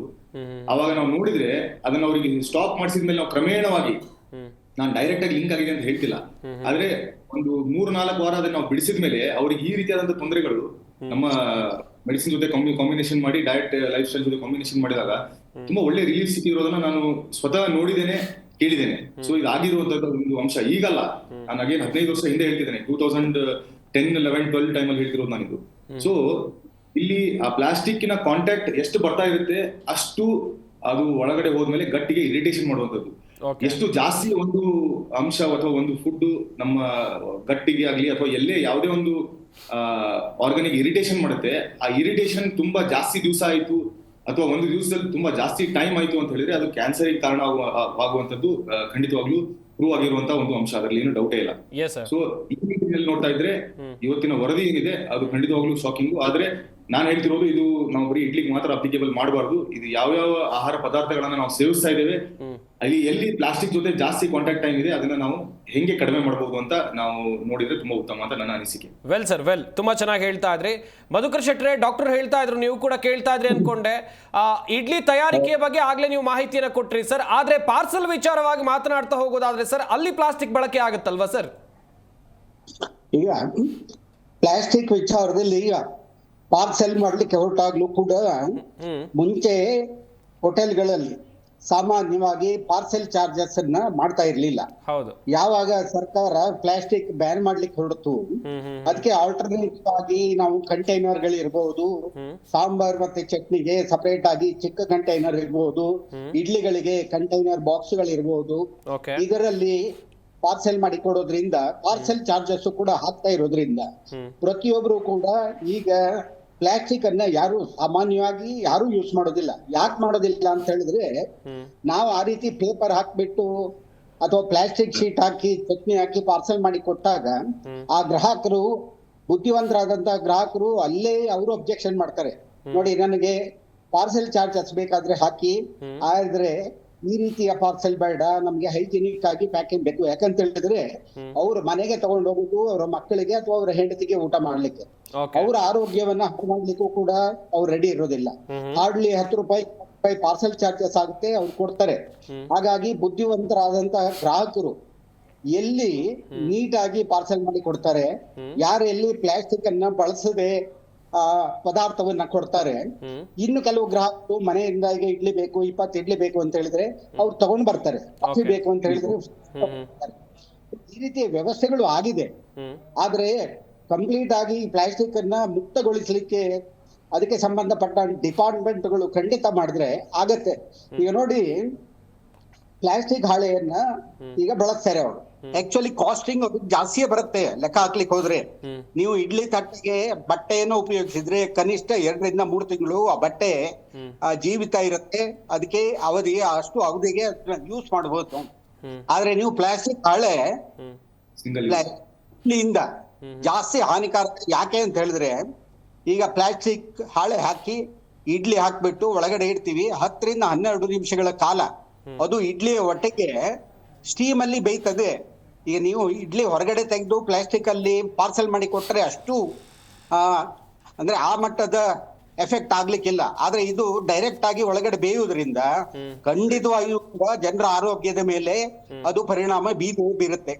ಅದಕ್ಕೆ ನಾವು ಕೂಡ ಇಲಾಖೆಯಲ್ಲಿ ಬೇಕಾದಷ್ಟು ಸಾರಿ ಇದ್ರ ಬಗ್ಗೆ ಚರ್ಚೆನೂ ಮಾಡಿದೀವಿ. ನಮ್ಮ ಮೀಡಿಯಾದಲ್ಲೂ ಬಗ್ಗೆ ಸಾಕಷ್ಟು ಆಗಿದೆ. ಈಗ ಡಾಕ್ಟರ್ ಕುಲಕರ್ಣಿ ಹೇಳಿದ್ರು ಕಪ್ ಬಗ್ಗೆ, ಪ್ಲಾಸ್ಟಿಕ್ ಬಗ್ಗೆ ಖಂಡಿತವಾಗಿಯೂ ಕೂಡ ಬ್ಯಾನ್ ಮಾಡ್ಬೇಕು. ಅದು ಈಗ ಪೇಪರ್ ಕಪ್ ಬಂದಿದೆ, ಕೆಲವರು ಮಟಕ ಕಪ್ಗಳನ್ನು ಕೂಡ ಯೂಸ್ ಮಾಡ್ತಾ ಇದ್ದಾರೆ. ಈಗ ಪ್ರೆಸೆಂಟೇಷನ್ ಹೇಗಾಗಿದೆ ಅಂತ ಹೇಳಿದ್ರೆ, ಹೋಟೆಲ್ಗಳಲ್ಲಿ ಮುಂಚೆ 30 ರೂಪಾಯಿ ದೋಸೆ ತಿನ್ಲಿಕ್ಕೆ ಹೋಗಿ ತಿನ್ನೋದಕ್ಕೂ ಕೂಡ ಯೋಚನೆ ಮಾಡ್ತಾ ಇರೋರು ಅಷ್ಟು ಕೊಡ್ಬೇಕಾ ಅನ್ನುವಂಥದ್ದು. ಇವತ್ತು ಹೈಜಿನಿಕ್ ಆಗಿ ನೀವು ಕೊಟ್ರೆ 180 ರೂಪಾಯಿ 200 ರೂಪಾಯಿ ಒಂದು ಮಸಾಲೆ ದೋಸೆಗೆ ಕೊಟ್ಟು ತಿನ್ನುವಂತಹ ಗ್ರಾಹಕರು ಇವತ್ತು ನಾವು ನೋಡ್ತಾ ಇದ್ದೀವಿ. ಹೌದು. ಅದು ಮುರುಡೇಶ್ವರ ಕೆಫೆ ಇರ್ಬೋದು ಅಥವಾ ಇನ್ನೂ ಅನೇಕ ಹೋಟೆಲ್ಗಳಿರ್ಬೋದು. ಹಾಗಾಗಿ ನೀವು ಹೈಜಿನಿಕ್ ಅನ್ನ ಎಷ್ಟು ನೀಟಾಗಿ ಮೇಂಟೈನ್ ಮಾಡ್ತೀರಿ ಅಷ್ಟು ಬುದ್ಧಿವಂತ ಗ್ರಾಹಕರು, ಅಷ್ಟು ಒಳ್ಳೆಯ ಗ್ರಾಹಕರನ್ನ ನಾವು ಸೆಳೆಕೊಡ್ಲಿಕ್ಕೆ ಸಾಧ್ಯವಾಗುತ್ತೆ. ಈಗ ತಮ್ಮ ಟಿವಿ ಚಾನೆಲ್ಗಳಿಗೆ TRP ಅನ್ನುವಂಥದ್ದು ಇದೆ, ಅದು ಹೇಗೆ ಮೇಂಟೈನ್ ಮಾಡ್ತೀವಿ ಅದೇ ರೀತಿಯಲ್ಲೂ ಕೂಡ ನಾವು ಕ್ವಾಲಿಟಿ ಕ್ವಾಂಟಿಟಿಯನ್ನ ಮೇಂಟೈನ್ ಮಾಡಿದಾಗ ಮಾತ್ರ ನಮ್ಮ ಕಡೆ ಗ್ರಾಹಕ ಬರ್ಲಿಕ್ಕೆ ಸಾಧ್ಯವಾಗುತ್ತೆ. ಅದು ನಾವು ಅವೇರ್ನೆಸ್ ನಾವು ಇಟ್ಕೊಳ್ಬೇಕಾಗುತ್ತೆ. ಆರೋಗ್ಯವೇ ಭಾಗ್ಯ. ನಾವು ತಿನ್ನುವಂಥ ಪ್ರತಿಯೊಂದು ಆಹಾರಗಳ ಬಗ್ಗೆಯೂ ಕೂಡ ನಾವು ಎಚ್ಚರಿಕೆಯನ್ನು ವಹಿಸಬೇಕು. ಯಾಕಂತ ಹೇಳಿದ್ರೆ ನಾವು ಏನು ತಿಂತೀವಿ, ಮನೆಯಲ್ಲಾಗಲಿ ಹೋಟೆಲಲ್ಲಾಗಲಿ ಅಥವಾ ಫುಟ್ಪಾತಲ್ಲಿ ತಿನ್ನೋದಾದ್ರೂ ಪರವಾಗಿಲ್ಲ, ನಾವು ತಿನ್ನುವಂಥ ಆಹಾರದ ಬಗ್ಗೆ ನಮಗೆ ಕಾಳಜಿ ಇದ್ದರೆ ನಮ್ಮ ಆಹಾರ ಕೂಡ ಉತ್ತಮವಾಗಿರುತ್ತೆ ಅನ್ನುವಂಥ ವಿಚಾರದ ಕುರಿತು ನಾವು ಚರ್ಚೆಯನ್ನು ಮಾಡ್ತಾ ಇದ್ವಿ. ಕೇಶವಮೂರ್ತಿ ಅವರೇ, ಇತ್ತ ಸ್ವಚ್ಛತೆ ಬಗ್ಗೆ ಮಾತನಾಡ್ತಾ ಹೋಗಬೇಕು. ಇತ್ತ ಪ್ರತಿಯೊಂದು ಕಡೆಯಲ್ಲಿ ಹೋಟೆಲ್ ಆಗಿರ್ಬೋದು ಅಥವಾ ಬೀದಿ ಬದಿ ವ್ಯಾಪಾರಿಗಳಾಗಿರ್ಬೋದು, ಎಲ್ಲೇ ಆಗಿರಲಿ ಸ್ವಚ್ಛತೆ ವೆರಿ ಇಂಪಾರ್ಟೆಂಟ್. ಈ ಸ್ವಚ್ಛತೆಯನ್ನು ಪಾಲಿಸುವಂತ ಕೆಲಸ ಆಗ್ತಾ ಇದೆಯಲ್ಲ ಕಡೆಗಳಲ್ಲಿ? ಖಂಡಿತ ಆಗ್ತದೆ ಸರ್. ಈಗ ಸ್ವಚ್ಛತೆ ಇಲ್ಲಾಂದ್ರೆ ಈಗ ವ್ಯಾಪಾರ ಮಾಡಕ್ ಆಗೋದೇ ಇಲ್ಲ. ಓಕೆ. ಗಲೀಜಿದ್ರೆ ಯಾರು ವ್ಯಾಪಾರಗಳು ಬಂದು ಗ್ರಾಹಕರು ಬಂದು ತಗೊಳಕ್ ತಿನ್ನಕ್ ರೆಡಿ ಇರಲ್ಲ ಇವತ್ತು. ಇಲ್ಲ ಸ್ವಚ್ಛ ನೋಡ್ತಾರೆ. ನೀರು ಒಳ್ಳೆ ಬಿಸಿಲಿನ ನೀರ್ ತರ ಕ್ಯಾನ್ ಟೈಪು ನೀರ್ ಕೊಡ್ಲೇಬೇಕಾಗ್ತದೆ, ಒಳ್ಳೆ ನೀರ್ ಕೊಡ್ಬೇಕಾಗ್ತದೆ. ಬಾಳೆ ಎಲೆ ಊಟ ಕೊಡ್ತಾ ಇದಾರೆ ಈಗ ಎಲ್ಲ ಕಡೆ. ಬಾಳೆ ಎಲೆ ಎಲ್ಲ ಕಡೆ ನೋಡಿ ತಾವು ಗಮನಿಸಬಹುದು. ಫುಟ್ಪಾತ್ ಅಲ್ಲಿ ತಳ್ಳೋ ಗಾಡಿಯಲ್ಲಿ ಬಾಳೆ ಎಲೆಯಲ್ಲಿ ಊಟ ಸಿಗ್ತಾ ಇದೆ. ದೊಡ್ಡ ದೊಡ್ಡ ಹೋಟೆಲ್ ಸಿಗ್ತಾ ಇಲ್ಲ, ಪ್ಲಾಸ್ಟಿಕ್ ಉಪಯೋಗ ಮಾಡ್ತಾರೆ ಅವರು. ಬಾಳೆ ಎಲೆಯಲ್ಲಿ ನೀಟಾಗಿ ಇಡ್ಲಿ ಹಾಕಿ ಕೊಡ್ತಾ ಇದಾರೆ. ತಟ್ಟೆ ಇಡ್ಲಿ ಆಗಿರ್ಬೋದು, ಮಲ್ಲಿಗೆ ಇಡ್ಲಿ ಆಗಿರ್ಬೋದು, ಎಲ್ಲ ತರ ಇಡ್ಲಿನೂ. ಇವತ್ತು ಡಾಕ್ಟರ್ ಹೇಳ್ತಾರೆ ಸರ್, ಇಡ್ಲಿ ತಿನ್ಬೇಡ, ಇಡ್ಲಿನೇ ತಿನ್ನಿ ಅಂತ ಡಾಕ್ಟರ್ ಹೇಳ್ತಾರೆ. ಒಳ್ಳೆ ಇಡ್ಲಿ ತಿನ್ನಿ ಬೆಳಿಗ್ಗೆ. ಯಾರಿಗೆ ಹಾಸ್ಪಿಟಲ್ ನಿಂದ ಆಚೆ ಇರೋರು ಒಳ್ಳೆ ಇಡ್ಲಿ ಪೇಷಂಟ್ಗೆ ಕೊಡು ಅಂತ ಹೇಳ್ತಾರೆ. ಇದನ್ನು ಕ್ಯಾನ್ಸರ್ ಅಂತೂ ಹೇಳ್ತಾ ಇದ್ದಾರೆ. ಕರೆಕ್ಟ್ ಅಲ್ವಾ? ಹೌದು. ಎಷ್ಟು ಮಟ್ಟಿಗೆ ಇದು ಕರೆಕ್ಟ್ ಇದೆ ಇದು ಹೇಳಿ. ಎಲ್ಲೋ ಒಂದ್ ಕಡೆ ಸಮಸ್ಯೆ ಇರುತ್ತೆ, ಎಲ್ಲ ಕಡೆ ಇದೇ ಸಮಸ್ಯೆ ಇರಲ್ವಲ್ಲ. ಇಡ್ಲಿ ಬಿರಿಯಾನಿ ತಿಂದ್ರೂ ಪ್ರಾಬ್ಲಮೇ ಸರ್. ವಿತೌಟ್ ಆಯಿಲ್ ತಿನ್ಬೇಕು ಅಂತ ಒಂದು ಇದಿರುತ್ತೆ. ವಿತೌಟ್ ಆಯಿಲ್ ಬೇಡ ನನಗೆ, ಇಡ್ಲಿ ಏನೋ ಚಟ್ನಿ ಸಾಂಬಾರ್ ತಿನ್ಕೊಂಡು ಹೋಗೋಣ, ಡಯಟ್ ಮಾಡಬೇಕು, ಆ ತರ ಒಂದು ಉದ್ದೇಶದಿಂದ ಇಡ್ಲಿ ತಿನ್ನಕ್ಕೆ ಗ್ರಾಹಕರು ರೆಡಿ ಇರ್ತಾರೆ. ಆಯಿಲ್ ಇರಲ್ಲ ಇದರಲ್ಲಿ ಅಂತ. ಈಗ ಇದು ಕ್ಯಾನ್ಸರ್ ಅಂದ್ರೆ ಮುಜುಗರನೇ ಇದು ಖಂಡಿತವಾಗ್ಲು ಸರ್. ಈಗ ನೋಡಿ, ಬಾಳೆ ಎಲೆ ಎಲ್ಲಿ ಸಿಗಲ್ಲ. ಈಗ ಫಸ್ಟ್ ಪ್ಲಾಸ್ಟಿಕ್ ಉಪಯೋಗ ಮಾಡಿದ್ರೆ ಬಾಳೆ ಎಲೆ ಹಾಕ್ತಾರೆ. ಈಗ ಬಾಳೆ ಎಲೆ ಹಾಕೊಂಡು ಊಟ ಮಾಡ್ತಾರೆ. ಊಟನೂ ಕೊಡ್ತಾರೆ. ಮಧ್ಯಾಹ್ನ ಊಟ, ಬೆಳಿಗ್ಗೆ ಟಿಫನ್ ಸಿಗುತ್ತೆ. ಎಲ್ಲ ಹೋಟ್ಲಲ್ಲಿ ನೀಟಾಗಿ ನೋಡ್ಬೋದು. ಫುಟ್ಪಾತ್ ಅಲ್ಲಿ ಆಗಿರ್ಬೋದು, ರಿಂಗ್ ರೋಡ್ ಅಲ್ಲಿ ಆಗಿರ್ಬೋದು, ಎಲ್ಲ ಕಡೆನೂ ಒಳ್ಳೆ ಊಟ ಸಿಗ್ತಾ ಇದೆ ಕಮ್ಮಿ ರೇಟ್ ಅಲ್ಲಿ. ಈಗ ಅವ್ರು ಡಾಕ್ಟರ್ ಸರ್ ಹೇಳಿದ್ರು, ಅಲ್ಲಿ 180 ರೂಪಾಯಿ ಕೊಟ್ಟರೆ ಮಸಾಲೆ ದೋಸೆ ಸಿಗುತ್ತೆ ಅಂದ್ಬಿಟ್ಟು. 180 ರೂಪಾಯಿ ತಗೊಳಕ್ಕೆ ಹೆಂಗಾಗುತ್ತೆ ಸರ್? ಸಣ್ಣ ಪುಟ್ಟ ಜನ 180 ರೂಪಾಯಿ ಕೊಟ್ಟು ಮಸಾಲೆ ದೋಸೆ ತಿನ್ನಕ್ಕಾಗತ್ತಾ? 3 ಇಡ್ಲಿ 30 ರೂಪಾಯಿ ಸಿಗುತ್ತೆ, ಅಥವಾ 4 ಇಡ್ಲಿ ಪಾರ್ಸಲ್ ತಗೊಂಡು. ಬಟ್ ಸರ್, ಈಗ ದೊಡ್ಡ ಹೋಟ್ಲಿಗೂ ಬೀದಿ ಬದಿ ವ್ಯಾಪಾರಿಗಳಿಗೂ ಹೆಂಗ್ ಕಂಪೇರ್ ಮಾಡೋದು ಅಂತೇಳಿ ಸರ್? ಅವ್ರಿಗೀಗ ಒಂದಷ್ಟು ಮೇಂಟೆನೆನ್ಸ್ ಚಾರ್ಜಸ್ ಕೊಡಬೇಕಾಗತ್ತೆ. ನೀರ್ ಬಿಲ್ ಕಟ್ಟಬೇಕು, ಕರೆಂಟ್ ಬಿಲ್ ಕಟ್ಟಬೇಕು, ಹೋಟೆಲ್ ರೆಂಟ್ ಕಟ್ಟಬೇಕು. ಆದ್ರೆ ಅದು ಬೀದಿ ಬದಿ ವ್ಯಾಪಾರಿಗಳು ಬಂದಾಗ ತುಂಬಾ ಕಮ್ಮಿ ಆಗಿರುತ್ತೆ. ಅವರಿಗೆ ನೀರ್ ಬಿಲ್ ಇರಲ್ಲ, ಕರೆಂಟ್ ಬಿಲ್ ಇರಲ್ಲ, ಬಾಡಿಗೆ ಇರಲ್ಲ. ಈ ರೀತಿಯಾಗಿ ಯೋಚನೆ ಮಾಡ್ಬೇಕಾಗತ್ತಲ್ವಾ ಸರ್? ಖಂಡಿತ ಮಾಡ್ಬೇಕು ಸರ್. ಬೀದಿ ಹಬ್ಬಳು ಬದುಕಬೇಕಲ್ಲ ಸರ್. ಜೀವನ ಅವ್ರದ್ದು ಜೀವನ ಮಾಡ್ಬೇಕಲ್ಲ. ಅವರು ರೇಟ್ ಅಷ್ಟು ರೇಟಿಗೆ ಕೊಡೋಕೆ ಜನ ತಗೊಳಕ್ಕೆ ತಿನ್ನೋಕೆ ರೆಡಿ ಇರ್ಬೇಕಲ್ಲ ಸರ್. ಎಲ್ಲರೂ ಐಫೈ ಜನನೇ ಇರ್ತಾರ. ಎಲ್ಲರೂ ಕಾರಲ್ಲಿ ಹೋಗಿ ತಗೊಂಡು ತಿನ್ನೋದು ಜನ ಇರಲ್ಲ ಸರ್. ಸೈಕಲ್ ಗಾಡಿಯಲ್ಲಿ ಹೋಗಿ ತಿನ್ನೋಂಥವ್ರು 40 ರೂಪಾಯಿ 50 ರೂಪಾಯಿ ಟಿಫನ್ ಮಾಡೋಣ ಅಂತ ಅವ್ರಿಗೊಂದು ಇದಿರುತ್ತೆ. ಎಲ್ಲರೂ ಹೋಗಿ 100 ರೂಪಾಯಿ 200 ರೂಪಾಯಿ ಕೊಟ್ಟು ಎಲ್ಲಿ ಸರ್ ತಿನ್ನಕ್ಕಾಗತ್ತೆ? 4 ಇಡ್ಲಿ 40 ರೂಪಾಯಿ ಇದೆ ಬೆಂಗಳೂರಲ್ಲಿ.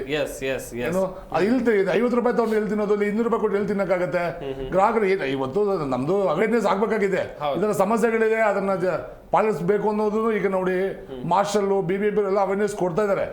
ಬೆಂಗಳೂರು BBMP ಇಂದ ಎಲ್ಲರೂ ಸಹ ನಮ್ಮ ಈಸ್ಟ್ ವೆಸ್ಟ್ ಎಲ್ಲ ಜೋನ್ಗಳಲ್ಲಿ ಅವೇರ್ನೆಸ್ ಮಾಡ್ತಾ ಇದಾರೆ. ಕವರ್ ಇದ್ರೆ ಪೆನಾಲ್ಟಿ ಆಗ್ತಾ ಇದಾರೆ. ಖಂಡಿತವಾಗ್ಲು ಹೆಲ್ತ್ ಇನ್ಸ್ಪೆಕ್ಟರ್ ಆಗಿರ್ಬೋದು, ಎಲ್ಲರೂ ಆಗ್ತಾ ಇದಾರೆ. ಅವಾಗ ಬಾಳೆ ಉಪಯೋಗಿಸ್ ಮಾಡಿ ಅವರೇ ಹೇಳ್ತಾ ಇದಾರೆ. ಈಗ ಒಳ್ಳೆ ಏನ್ ಗೊತ್ತಾ ಸರ್, ಈಗ ಒಳ್ಳೆ ನೀಟಾಗಿ ಮಾಡ್ತಾ ಇದಾರೆ. ಫುಟ್ಪಾತ್ ಅಲ್ಲಿ ತಳ್ಳಗಡೆಯಲ್ಲಿ ನೀಟಾಗಿ ಫುಟ್ಪಾತ್ ಅಲ್ಲಿ ಕೊಡಿ ಇಡ್ಲಿ ಕೊಡ್ತಾ ಇದಾರೆ, ದೋಸೆ ಕೊಡ್ತಾ ಇದಾರೆ. ಬಟ್ ಸಮಸ್ಯೆ ಇದೆ, ಡಾಕ್ಟರ್ ಹೇಳ್ತಾ ಎಲ್ಲ ಗೊತ್ತಿರುವಂತ ವಿಷಯನೇ ಇದು, ಹೊಸದಾಗಿ ಏನಿಲ್ಲ ಇದು. ಸುಮಾರು ದಿವಸ ಎಲ್ಲ ಕಾಫಿ ಕುಡಿದ್ರೆ ಕಾಫಿ ಪ್ಲಾಸ್ಟಿಕ್ ಗ್ಲಾಸು, ಬಿರಿಯಾನಿ ತಗೋಬೇಕು ಪಾರ್ಸಲ್ ತಗೋಬೇಕಾದ್ರೆ ಪ್ಲಾಸ್ಟಿಕ್ ಯೂಸ್ ಮಾಡ್ತಾರೆ. ಇಡ್ಲಿ ಮಸಾಲೆ ದೋಸೆ ತಗೊಂಡ್ರೆ ಪ್ಲಾಸ್ಟಿಕ್ ಒಂದು ಕವರ್ ಬರುತ್ತೆ, ಅದರಲ್ಲಿ ಪಾರ್ಸಲ್ ಮಾಡ್ಕೊಡ್ತಾ ಇದಾರೆ ಮಸಾಲೆ ದೋಸೆನ. ಗೋಬಿ ಮಂಚೂರಿ ತಗೊಂಡ್ರೆ ಅದು ಇದು ಮಾಡ್ತಾ ಇದಾರೆ. ಕಲರ್ ಹಾಕ್ಬೇಕು ಅಂತ ಹೇಳಿ ಕಲರ್ ಸ್ಟಾಪ್ ಮಾಡಿದ್ದಾರೆ ಈಗ ಗೋಬಿ ಮಂಚೂರಿದು. ಅದು ಕ್ಯಾನ್ಸರ್ ಅಂದ್ರು ಲಾಸ್ಟ್ ಟೈಮು.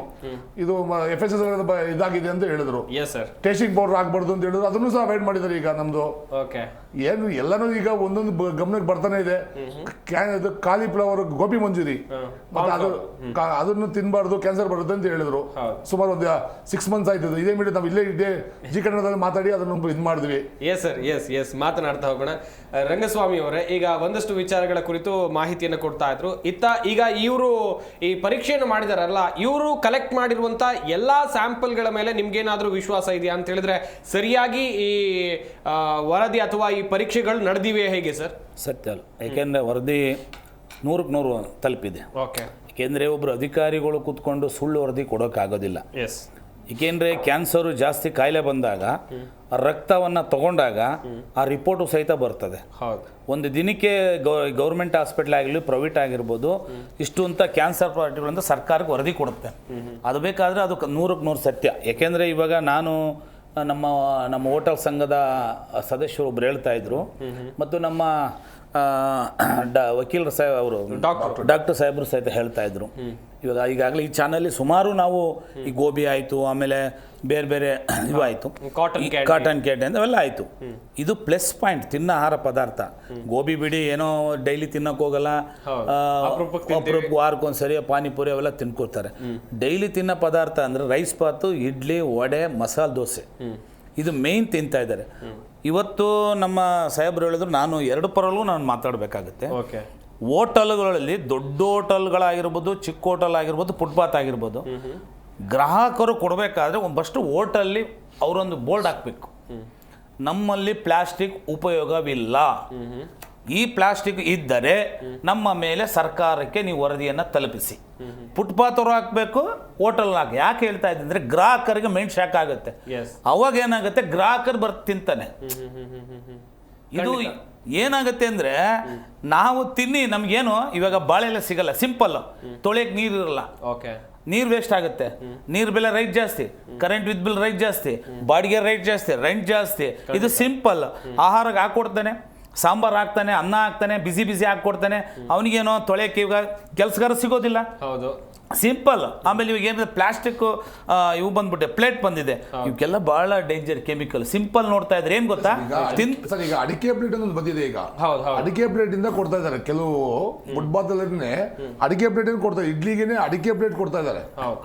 ರೌಂಡ್ ಆಗಿ ಚೆನ್ನಾಗಿದೆ ಅಡಿಕೆ ಪ್ಲೇಟ್, ಅದು ತಿನ್ಬಿಟ್ಟು ಯೂಸ್ ಅಂತ. ಇವಾಗ ಏನಾಗುತ್ತೆ ಅಂದ್ರೆ ಉದಾಹರಣೆ, ಇವಾಗ ಹೋಟೆಲ್ಲಿ 150 ರೂಪಾಯಿ ದೋಸೆ, ಫುಟ್ಪಾತಲ್ಲಿ 50 ರೂಪಾಯಿ ದೋಸೆ. ಅವರು ಬಾಡಿ ಕಟ್ಟಬೇಕು, ರೆಂಟ್ ಕಟ್ಟಬೇಕು, ಮತ್ತೊಂದು ಮಾಡಬೇಕು, ಸಂಬಳ ಕೊಡಬೇಕು. ಇಲ್ಲಾಂದ್ರೆ ಅವರು ಬಂಡವಾಳ ಹಾಕಿದ್ರೆ ಅವ್ರಿಗೆ ಲಾಸ್ ಆಗುತ್ತೆ. ಫುಟ್ಪಾತಲ್ಲಿ ಏನೂ ಇಲ್ಲ, ಡಿಫ್ರೆಂಟ್ ಇಲ್ಲ, ಅವ್ರಿಗೂ ಅವ್ರ ಜೀವನ ಮಾಡೋಕ್ಕೆ 10 ರೂಪಾಯಿ ಸಿಕ್ಕಿದ್ರೆ ಸಾಕಪ್ಪ, ಅವರು ಒಂದು ಬದುಕಿರ್ತದೆ. ಇದು ಏನಾಗಿದೆ, ಸರ್ಕಾರ ಇವಾಗ ಆಹಾರ ಇಲಾಖೆ ಸಂಪೂರ್ಣವಾಗಿ ದಿನೇಶ್ ಗುಂಡೂರಾವ್ ಸಚಿವರು, ಆರೋಗ್ಯ ಸಚಿವರು ಒಳ್ಳೆ ನಿರ್ಧಾರವನ್ನು ತೆಗೆದುಕೊಂಡಿರ್ತಕ್ಕಂಥದ್ದು. ನಾವು FSS ತರಬೇತಿಯನ್ನು ಅವ್ರ ಸಮ್ಮುಖದಲ್ಲಿ ಸರ್ಕಾರ ಮಟ್ಟದಲ್ಲಿ ಆಹಾರ ಇಲಾಖೆಯಲ್ಲಿ ನಾವು ಒಂದು ಅವೇರ್ನೆಸ್ ಮೂಡಿಸಿದ್ದೀವಿ. ಬೀದಿ ಬದಿ ವ್ಯಾಪಾರಿಗಳಿಗೆ ಆಹಾರ ಶುದ್ಧ ಕೊಡಬೇಕು, ಆಹಾರವನ್ನು ಸ್ವಚ್ಛತಾಗಿರಬೇಕು, ಜಾಗವನ್ನು ಸ್ವಚ್ಛತಾ ಇಟ್ಕೋಬೇಕು, ನಿಮ್ಮ ಸರ್ಟಿಫಿಕೇಟ್ ಪಡ್ಕೋಬೇಕು ಅನ್ನತಕ್ಕಂಥದ್ದು ಇದೆ. ದೊಡ್ಡ ಹೋಟೆಲ್ ದೊಡ್ಡ ಅದು ಫ್ರೆಂಡ್, ಈ ಮಧ್ಯಮ ಹೋಟ್ಲ್ ಇರ್ತಾವಲ್ಲ, ಇವತ್ತು ಹೇಳ್ತೀನಿ, ನಾನೇ ಕರ್ಕೊಂಡು ಹೋಗ್ತೀನಿ, 100ಕ್ಕೆ 90% ಬರೀ ಎಲ್ಲ ಪ್ಲಾಸ್ಟಿಕ್ ಇದೆ, ಟಕ್ಕರ್ ಯೂಸ್ ಮಾಡೋದು. ಇವಾಗೆಲ್ಲ ಏನಾಗಿದೆ ಅಂದ್ರೆ ಎಲ್ಲ ಕೇರಳಗಳು ಬಂದ್ಬಿಟ್ಟಿದ್ದಾರೆ. ಕೇರಳ ಔಟ್ಸೈಡ್ ಜನ ಬಂದರೆ, ಇದು ನಮ್ಮ ಕರ್ನಾಟಕದಲ್ಲಿ ಸ್ವಲ್ಪ ಜನ ಇರ್ತದೆ. ಔಟ್ಸೈಡ್ ಜನ ಏನು ಮಾಡ್ತಾರೆ ಅಂದರೆ, ಅವ್ರಿಗೆ ಏನಾಗುತ್ತೆ ಅಂದರೆ, ನೋಡಿ ನೀವು ಬೇಕಾದ್ರೆ ನಿಮ್ಮ ಜೀವವಾಹಿನಿ ಮುಖಾಂತರವಾಗಿ ಒಂದು ಸ್ವಲ್ಪ ಅಬ್ಸರ್ವ್ ಮಾಡಿ, ಅಲ್ಲಲ್ಲಿ ಎಷ್ಟು ಜನ ಕವರ್ ಯೂಸ್ ಮಾಡ್ತಾರೆ. ನಾನೇ ಖುದ್ದಾಗಿ ಸಚಿವರಿಗೆ ಹೇಳಿದ್ದೀನಿ. ನಾನು ಯಾಕೆ ಹೇಳ್ತಾ ಇದ್ದೀನಿ ಅಂದರೆ, ಇವತ್ತು ನನ್ನ ಕುಟುಂಬದಲ್ಲಿ ಒಬ್ರು ಕ್ಯಾನ್ಸರ್ ಆಗ್ಬೋದು, ಅವ್ರ ಮೇಲೆ ಒಂದು ಕುಟುಂಬದಲ್ಲಿ ಕ್ಯಾನ್ಸರ್ ಆಗ್ಬೋದು.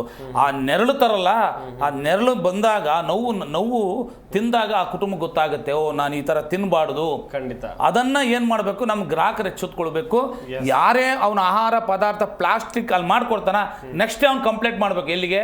ಆಹಾರ ಇಲಾಖೆ. ಇಂಥ ಹೋಟ್ಲಲ್ಲಿ ಪ್ಲಾಸ್ಟಿಕ್ ಯೂಸ್ ಮಾಡ್ತಾರೆ, ಇಡ್ಲಿಗೆ, ರೈಸ್ ಬಾತ್ಗೆ, ದೋಸೆಗೆ, ಇವನ ಮೇಲೆ ಕಠಿಣ ಕ್ರಮ ತಗೊಳ್ಳಿ ಅಂತ ಹೇಳಿ ಅವ್ರು ಕೊಟ್ಟರು ಮಾತ್ರ ಇದು ನಾವು ಸಂಪೂರ್ಣ ಬ್ಯಾನ್ ಮಾಡಕ್ ಸಾಧ್ಯವಾಗುತ್ತೆ. ವೆಲ್ ಸರ್, ವೆಲ್, ತುಂಬಾ ಚೆನ್ನಾಗಿ ಹೇಳ್ತಾ ಇದ್ರಿ ಶರತ್ ಸರ್. ಈಗ ಒಂದಷ್ಟು ವಿಚಾರಗಳ ಕುರಿತು ನೀವು ಆಗ್ಲೇ ಮಾಹಿತಿಯನ್ನ ಕೊಡ್ತಾ ಇದ್ರೆ, ಇಲ್ಲಿ ಹೋಟೆಲ್ ಆಹಾರಗಳು ಅಥವಾ ಈ ರೀತಿಯಾದಂತ ಬೇರೆ ಬೇರೆ ಆಹಾರಗಳನ್ನ ತಿನ್ನೋದ್ರಿಂದ ಕ್ಯಾನ್ಸರ್ ಮಾತ್ರ ಅಲ್ಲ, ಇತರ ಆರೋಗ್ಯ ಸಮಸ್ಯೆಗಳು ಕೂಡ ಬರಬಹುದು ಎನ್ನುವುದಾಗಿ ವರದಿಗಳು ಹೇಳ್ತಾ ಇವೆ. ನೀವೇನ್ ಹೇಳ್ತೀರಾ ಸರ್ ಈ ವಿಚಾರವಾಗಿ? ಖಂಡಿತವಾಗ್ಲೂ ಸತ್ಯ. ಬೇರೆ ಬೇರೆ ರೋಗಗಳು ಬರುತ್ತೆ, ಬೇರೆ ಬೇರೆ ಕಂಡೀಷನ್ಸ್ ಗಳು ಬರುತ್ತೆ. ಅದಕ್ಕಿಂತ ಮುಂಚೆ ಸ್ವಾಮಿ ಅವರು ತುಂಬಾ ಚೆನ್ನಾಗಿ ಹೇಳ್ತಿದ್ರು, ಹೊರಗಡೆ ಬೋರ್ಡ್ ಹಾಕ್ಬಿಟ್ಟು ಎಲ್ಲಿ ನಾವು ಕಂಪ್ಲೇಂಟ್ ಮಾಡಬೇಕು ಅಂತ ಗ್ರಾಹಕರಿಗೆ ಒಂದು ಕೊಟ್ಬಿಟ್ರೆ ಅಟ್ಲೀಸ್ಟ್ ಒಂದು 70% ಗ್ರಾಹಕರಾದ್ರೂ ಅದನ್ನ ಕಂಪ್ಲೇಂಟ್ ಮಾಡಿ ಮುಂದೆ ಏನಾದ್ರು ತಗೊಂಡು ಹೋಗ್ಬೋದು ಅಂತ ಅನ್ಸುತ್ತೆ. ಸೊ ಅದೊಂದು ಒಳ್ಳೆ ಒಂದು ಸೂಚನೆ. ಇವಾಗ ಏನೇನ್ ತೊಂದರೆಗಳಾಗುತ್ತೆ ಅಂತ ಹೇಳಿಕ್ ಸ್ಟಾರ್ಟ್ ಮಾಡಿದ್ರೆ ಮೇನ್ ಆಗಿ ಗಟ್ ಡಿಸ್ಬಯೋಸಿಸ್ ಅಂತ ಹೇಳ್ತೇವೆ. ನಮ್ಮ ಕರಳಿನಲ್ಲಿ ಕೆಟ್ಟ ಬ್ಯಾಕ್ಟೀರಿಯಾ ಮತ್ತೆ ಒಳ್ಳೆ ಬ್ಯಾಕ್ಟೀರಿಯಾದ್ದು ಒಂದು ರೇಷಿಯೋ ಇರುತ್ತೆ. ಒಳ್ಳೆ ಬ್ಯಾಕ್ಟೀರಿಯಾಸ್ಗಳು ಏನಿರುತ್ತೆ, ಈ ರೀತಿಯಾದಂತಹ ಕಲ್ಮಶವಾದಂತಹ ಆಹಾರ, ಈಗ ನೋಡಿ ಬರೀ ಇದಷ್ಟೇ ಅಲ್ಲ, ನಾನು ಬೆಳಿಗ್ಗೆ ಕೂಡ ವಿಡಿಯೋದಲ್ಲಿ ಹೇಳ್ತಿದ್ದೆ, ಹಿಂದಿನ ದಿವಸ ಮಾಡಿಟ್ಟಿರುವಂತಹ ಆಹಾರ ನೆಕ್ಸ್ಟ್ ಡೇ ಅದನ್ನ ನಾವು ಬಿಸಿ ಮಾಡಿ ಅಥವಾ ಫ್ರಿಜ್ ಅಲ್ಲಿ ಇಟ್ಬಿಟ್ಟು ನೆಕ್ಸ್ಟ್ ಡೇ ನಾವು ಮಾಡುವಂಥದ್ದು. ತುಂಬಾ ಜನ ಬೆಳಿಗ್ಗೆ ಬೇಗ ಹೋಗ್ಬೇಕು ಅಂತ ನೈಟೇ ಅಡಿಗೆ ಮಾಡಿಬಿಟ್ಟು ಫ್ರಿಜ್ ಅಲ್ಲಿ ಇಟ್ಬಿಟ್ಟು ಬೆಳಿಗ್ಗೆ ಅದನ್ನ ಬಿಸಿ ಮಾಡಿ ತಿನ್ನುವಂಥದ್ದು, ಮೈಕ್ರೋವೇವ್ ಅಲ್ಲಿ ಬಿಸಿ ಮಾಡಿ ತಿನ್ನುವಂಥದ್ದು. ಈ ರೀತಿ ಅವ್ರು ಪದೇ ಪದೇ ಮಾಡ್ಲಿಕ್ಕೆ ಶುರು ಮಾಡಿದ್ರು ಅಂತ ಹೇಳಿದ್ರೆ, ಪ್ಲಸ್ ಈಗ ಪ್ಲಾಸ್ಟಿಕ್ ಇರುವಂತಹ ಆಹಾರ ಅಥವಾ ಇಡ್ಲಿ ಮೇಲೆ ಪ್ಲಾಸ್ಟಿಕ್ ಹಾಕ್ಬಿಟ್ಟು ಶೆಟ್ಟಿ ಸರ್ ಹೇಳ್ತಿದ್ರು ಅವಾಗ, ಒಳಗಡೆ ಸ್ಟೀಮ್ 10 ನಿಮಿಷ ಪ್ಲಾಸ್ಟಿಕ್ ನಾವು ಬಾಯ್ಲ್ ಮಾಡಿದ್ರೆ ಅಥವಾ ಹೀಟ್ ಮಾಡಿದ್ರೆ ಎಷ್ಟೊಂದು ಮಟ್ಟಿಗೆ ನ್ಯಾನೋ ಪ್ಲಾಸ್ಟಿಕ್ಸ್ ಗಳೆಲ್ಲ ಫುಡ್ ಅಲ್ಲಿ ಹೋಗ್ಬಿಡುತ್ತೆ.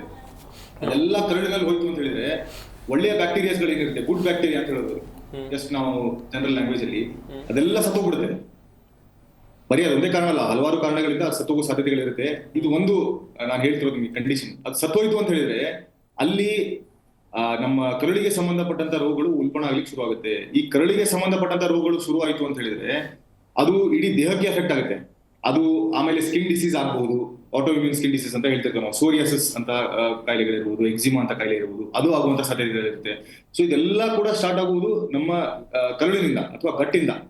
ಅದನ್ನ ಅಲ್ಲಿ ನಾವು ಏನು ಬ್ಯಾಕ್ಟೀರಿಯಾಸ್ಗಳು ಕೌಂಟ್ ಇರುತ್ತೆ ಅದನ್ನ ನಾವು ಕರೆಕ್ಟ್ ಆಗಿ ಇಟ್ಕೊಳ್ಳಿಲ್ಲ ಅಂತ ಹೇಳಿದ್ರೆ, ನಾನು ಅವಾಗಲೇ ಹೇಳ್ತಿದ್ದೆ, ಇದು ಒಂದೇ ಕಾರಣ ಅಲ್ಲ, ಹಲವಾರು ಕಾರಣಗಳಿಂದ ಅದು ಸತ್ತು ಹೋಗ್ಬೋದು ಒಳ್ಳೆ ಬ್ಯಾಕ್ಟೀರಿಯಾಸ್, ಇಲ್ಲ ಅಂತಲ್ಲ.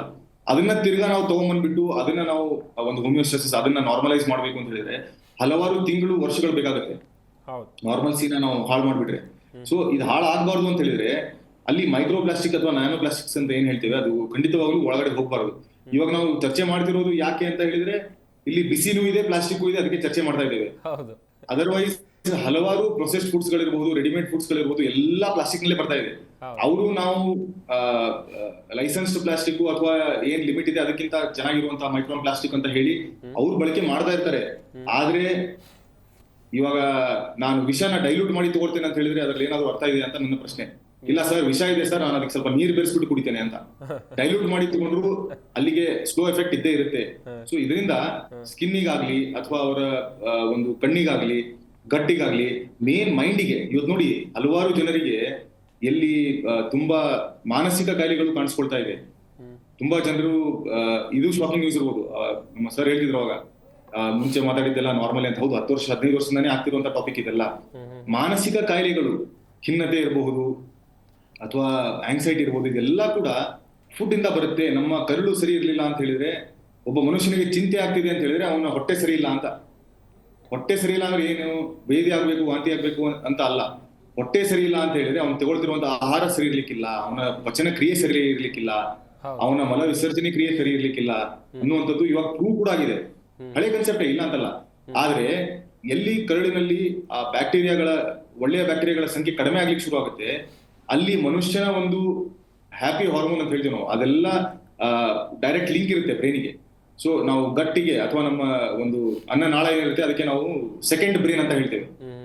ಬ್ರೈನ್ ಸರಿಯಾಗಿ ಇರಬೇಕು ಅಂತ ಹೇಳಿದ್ರೆ ನಮ್ಮ ಅನ್ನನಾಳ ಅಥವಾ ನಮ್ಮ ಕಂಪ್ಲೀಟ್ ಗ್ಯಾಸ್ಟ್ರೋ ಇಂಟೆಸ್ಟಿನಲ್ ಟ್ರ್ಯಾಕ್ಟ್ ಚೆನ್ನಾಗಿರ್ಬೇಕು. ಇದು ಚೆನ್ನಾಗಿಲ್ಲ ಅಂತ ಹೇಳಿದ್ರೆ ಬ್ರೈನ್ ಕೂಡ ಚೆನ್ನಾಗಿರಲ್ಲ. ಬ್ರೈನ್ ಚೆನ್ನಾಗಿಲ್ಲ ಅಂದ್ರೆ ಮನುಷ್ಯ ಚೆನ್ನಾಗಿರಲ್ಲ. ಸೊ ಮಾನಸಿಕ ರೋಗಗಳಿರ್ಬೋದು, ಖಿನ್ನತೆ ಇರ್ಬೋದು, ಬೇಡದಿರುವಂತ ಯೋಚನೆಗಳಿರ್ಬೋದು, ಎಷ್ಟೊಂದು ಇವಾಗ ನಾವು ಉಲ್ಬಣ ಆಗಿರೋದನ್ನ ನೋಡ್ತಾ ಇದ್ದೇವೆ. ಎಲ್ಲೋ ಒಂದ್ ಕಡೆ ಅದಕ್ಕೆ ನಾವು ಸೇವಿಸ್ತಾ ಇರುವಂತಹ ಆಹಾರ, ನಾವು ಸೇವಿಸ್ತಾ ಇರುವಂತಹ ಆಹಾರ ಪದ್ಧತಿ, ನಾವು ಇವಾಗ ಫೋನ್ ಅಲ್ಲಿ ಇಟ್ಕೊಂಡ್ಬಿಟ್ಟು ನಿಂತ್ಕೊಂಡ್ಬಿಟ್ಟು ಎಲ್ಲೋ ತಿಂತಾ ಇರ್ತೇವೆ. ಸರ್ ಹೇಳಿದ್ರು ದೊಡ್ಡ ದೊಡ್ಡ ಹೋಟೆಲ್ ಅಲ್ಲಿ 200 ರೂಪಾಯಿ ಕೊಟ್ಟು ತಿಂತಾರೆ ಅಂತ, ಸ್ಟಿಲ್ ಅವ್ರು ನಿಂತ್ಕೊಂಡು ತಿಂತಾ ಇರ್ತಾರೆ ಅಲ್ಲಿ. ಸೊ ನಾವು ಮೈಂಡ್ಫುಲ್ ಈಟಿಂಗ್ ಅಂತ ಏನಿದೆ, ಊಟ ಮಾಡುವಾಗ ಊಟನೇ ಮಾಡಿ ಅಂತ ಯಾರೋ ಹೇಳ್ತಿದ್ರು ನಮ್ಗೆ. ಈ ಇಸ್ಕಾನ್ ಗುರುಗಳು ಹೇಳ್ತಾರೆ, ನೀವು ನೀರು ಕುಡಿಯುವಾಗ ನೀರು ಮಾತ್ರ ಕುಡೀರಿ ಅಂತ. ನೋಡಿ ಒಳ್ಳೆ ಕನ್ಸೆಪ್ಟ್. ನೀರು ಕುಡಿಯುವಾಗ ನೀರು ಮಾತ್ರ ಕುಡೀರಿ ಸಾಕು. ಅದ್ರಲ್ಲಿ ಏನ್ ದೊಡ್ಡ ವಾಕ್ಯ ಇಲ್ಲ ಅದು. ಬಟ್ ಆ ವಾಕ್ಯದ ಹಿಂದೆ ಇರುವಂತಹ ಒಂದು ಗಾಢವಾದ ಅರ್ಥ ಏನಿದೆ, ನಾವು ಅಂದ್ರೆ ಊಟ ಮಾಡುವಾಗ ನೀರು ಕುಡಿಯುವಾಗ ನಾವು ಬೇರೆ ಕೆಲಸ ಮಾಡ್ತಾ ಇದ್ವಿ ಅಥವಾ ಕಾನ್ಸಂಟ್ರೇಟ್ ಮಾಡ್ತಾ ಇರ್ಲಿಲ್ಲ ಅಂತ ಹೇಳಿದ್ರೆ ಅಲ್ಲಿ ಎಲ್ಲದರಲ್ಲೂ ಕೂಡ ನಮ್ಗೆ ಈ ರೀತಿಯಾದಂತಹ ಒಂದು ಆಸಿಡಿಟಿಗೆ ಸ್ಟಾರ್ಟ್ ಆಗ್ಬಿಟ್ಟು ಮುಂದೆ ಆಟೋ ಇಮ್ಯೂನ್ ಡಿಸೀಸ್, IBD ಅಂದ್ರೆ ಇರಿಟೇಬಲ್ ಬೌಲ್ ಡಿಸೀಸ್ ಅಂತ ಹೇಳುವಂಥದ್ದು. ಅವಾಗಲೇ ಹೇಳ್ತಿದ್ದೆ ನಾನು ಕೆಲವೊಂದು ಫೀಚರ್ಸ್ಗಳು, ಅಲ್ಸರೇಟಿವ್ ಕೋಲೈಟಿಸ್, ಪೈಲ್ಸ್ ಆಗುವಂಥದ್ದು, ಫಿಶರ್ ಆಗುವಂಥದ್ದು, ಇದೆಲ್ಲ ಕೂಡ ಕಟ್ಟಿಟ್ಟ ಬುತ್ತಿ. ವೆಲ್ ಸರ್, ವೆಲ್ ಆಹಾರ ಪದಾರ್ಥಗಳ ತಯಾರಿಕೆ ವಿಚಾರದಲ್ಲಿ ಅಥವಾ ಹೋಟೆಲ್ನ ಫುಡ್ನ ವಿಚಾರದಲ್ಲಿ ಈ ರೀತಿಯಾದಂಥ ವರದಿಗಳು ಪದೇ ಪದೇ ಬರ್ತಾ ಇವೆ. ಇದರಿಂದ ಒಂದಷ್ಟು ಸಮಸ್ಯೆಗಳಾಗ್ತಾ ಇವೆ ಅನ್ನುವಂಥ ವಿಚಾರವಾಗೂ ಕೂಡ ನಾವು ಮಾತನಾಡ್ತಾ ಇದ್ವಿ. ಮಧುಕರ್ ಶೆಟ್ಟರನ್ನ ಮಾತನಾಡಿಸ್ತಾ ಹೋಗೋಣ. ಸರ್, ಈಗ ವರದಿ ಏನೋ ಬಹಿರಂಗ ಆಯಿತು, ಇದರಿಂದ ಹೋಟೆಲ್ ವ್ಯಾಪಾರದ ಮೇಲೆ ಬೀರುವಂಥ ಪರಿಣಾಮಗಳು ಏನೇನು ಸರ್? ಮೊದಲನೇದಾಗಿ ಹೋಟೆಲ್ ವ್ಯಾಪಾರಸ್ಥರು, ಕಾರ್ಮಿಕರು ಸಿಕ್ಕಾಪಟ್ಟೆ ಸಮಸ್ಯೆಗಳನ್ನು ಎದುರಿಸ್ತಾ ಇದ್ದಾರೆ. ಅಂಥದ್ರ ನಡುವೆಯಲ್ಲಿ ಈ ರೀತಿಯಾಗಿ ಬರ್ತಾ ಇರುವಂಥ ವರದಿಗಳು ಪದೇ ಪದೇ ಸಮಸ್ಯೆಗಳನ್ನ ಸೃಷ್ಟಿ ಮಾಡ್ತಾ ಇದೆಯಾ, ಹೇಗೆ ಸರ್? ಸರಿ, ಈಗ ಸಮಸ್ಯೆಗಳು ಅಥವಾ ವ್ಯಾಪಾರದಲ್ಲಿ ಅಂತ ದೊಡ್ಡ ಎಫೆಕ್ಟ್ ಏನ್ ಆಗ್ಲಿಕ್ಕಿಲ್ಲ ಅಂತ ಹೇಳಿದ್ರೆ, ಇಡ್ಲಿ ತಿನ್ನೋರು ಇಡ್ಲಿ ತಿಂದೇ ತಿಂತಾರೆ. ಆದ್ರೆ ಜನರಿಗೆ ಏನಾಗಿದೆ, ಒಂದು ಅವೇರ್ನೆಸ್ ಬಂದಿದೆ. ಎಲ್ಲಿ ತಿನ್ಬೇಕು, ಹೇಗೆ ತಿನ್ಬೇಕು, ಯಾವ ರೀತಿಯ ಹೋಟೆಲ್ಗಳಲ್ಲಿ, ರೆಸ್ಟೋರೆಂಟ್ಗಳಲ್ಲಿ ಅಥವಾ ಫುಟ್ಪಾತ್ ಅಲ್ಲಿ ತಿನ್ಬೇಕಾ ಬೇಡ ಅನ್ನೋದ್ರ ಬಗ್ಗೆ ಅವರಿಗೆ ಈಗ ಜಾಗೃತಿ ಮೂಡಿದೆ. ಬಹುಶಃ ಡಿಸಿಷನ್ ಅವ್ರು ತಗೊಳ್ತಾರೆ. ಬಹುಶಃ ಅವನಿಗೆ ಇವತ್ತು ಇಡ್ಲಿ ತಿನ್ಬೇಕು ಅಂತ ಹೇಳಿದ್ರೆ, ನಮ್ಮಲ್ಲಿ ನಾವು ಪ್ಲಾಸ್ಟಿಕ್ ಅನ್ನು ಉಪಯೋಗಿಸಿ ಇಡ್ಲಿ ಮಾಡಿ ಕೊಟ್ರೆ ಖಂಡಿತವಾಗಿಯೂ ಕೂಡ ಗ್ರಾಹಕರು ನಮ್ಮ ಹೋಟ್ಲಿಗೆ ಬರೋದಿಲ್ಲ. ಅವರು ಬೇರೆ ಕಡೆ ಹೋಗ್ತಾರೆ, ಎಲ್ಲಿ ಹೈಜಿನಿಕ್ ಆಗಿ ಕೊಡ್ತಾರೆ ಅಲ್ಲಿ ತಗೊಳ್ತಾರೆ. ಇದೇ ಕಾರಣಕ್ಕಾಗಿ 2008-10ರಲ್ಲಿ ನಾವು ನಮ್ಮ ಹೋಟೆಲ್ ಸಂಘದಿಂದ ಈ ಫುಟ್ಪಾತ್ ವ್ಯಾಪಾರಗಳಿರ್ಬಹುದು ಅಥವಾ ಬೇರೆ ವಿಚಾರಗಳಿರ್ಬಹುದು, ಇದ್ರ ಬಗ್ಗೆ ಒಂದು ಪ್ರೋಮೋವನ್ನ ಮಾಡಿ, ಒಂದು ವಿಡಿಯೋವನ್ನ ಮಾಡಿಬಿಟ್ಟು ಆಗಿನ ಕಮಿಷನರಿಗೆ, BBMP ಕಮಿಷನರ್ಗೂ ಕೂಡ ಒಂದು ರಿಪೋರ್ಟ್ ಅನ್ನು ನಾವು ಕೊಟ್ಟಿದ್ವಿ. ಅದರಲ್ಲಿ ಏನ್ ಕೊಟ್ಟಿದ್ವಿ ಅಂತ ಹೇಳಿದ್ರೆ, ಬೀದಿ ಬದಿ ವ್ಯಾಪಾರಿಗಳ ವಿರುದ್ಧವಾಗಿ ಅಲ್ಲ, ಬೀದಿ ಬದಿ ವ್ಯಾಪಾರಿಗಳಿಗೂ ಕೂಡ ಈಗ ವ್ಯಾಪಾರ ಮಾಡ್ತಾ ಇದ್ದಾರೆ. ಅವರಿಗೆ ಪರ್ಟಿಕ್ಯುಲರ್ ಆದ ಪ್ಲೇಸ್ ಇಲ್ಲ, ಅವ್ರಿಗೆ ಪರ್ಟಿಕ್ಯುಲರ್ ಆಗಿ ಯಾವುದೇ ಕಾನೂನು ಕಾಯ್ದೆಗಳಿಲ್ಲ, ಅವರಿಗೆ ಲೈಸೆನ್ಸ್ ಕೊಡ್ತಾ ಇರ್ಲಿಲ್ಲ. ಹಾಗಾಗಿ ನಾವು BBMP ಕಮಿಷನರ್ಗೆ ರಿಕ್ವೆಸ್ಟ್ ಮಾಡಿದ್ದು, ಕೋರ್ಟ್ ಅಲ್ಲಿ ಕೂಡ ಆರ್ಡರ್ ಆಯ್ತು. 2010 ಕೋರ್ಟ್ ಆರ್ಡರ್ ಆಯ್ತು, ಅವರಿಗೆ ಫುಡ್ ಹಾಕರ್ ಮಾಡಿಕೊಡ್ಬೇಕು ಅಂತ ಹೇಳಿ ನಿರ್ದಿಷ್ಟವಾದ ಪ್ರದೇಶಗಳಲ್ಲಿ. ಈಗ ಪಾರ್ಕ್ ಪಕ್ಕ ನೀವು ನೋಡ್ಬಹುದು, ಸುತ್ತಮುತ್ತ ಅನೇಕ ಅಂಗಡಿಗಳು, ಕಬಾಬ್ ಅಂಗಡಿಗಳು, ಈ ಚೈನೀಸ್ ಗಾಡಿಗಳು, ಪಾನಿಪುರಿ ಅಂಗಡಿಗಳು ಎಲ್ಲ ಇದಾವೆ. ಜನರಿಗೆ ಏನಾಗುತ್ತೆ, ಓಡಾಡುವವರಿಗೆ, ಫ್ಯಾಮಿಲಿ ಅವರಿಗೆ ಅದೆಲ್ಲ ತುಂಬಾ ತೊಂದರೆ ಆಗತ್ತೆ. ಆಮೇಲೆ ನಾಯಿಯ ಕಾಟ ಜಾಸ್ತಿ ಇದೆ.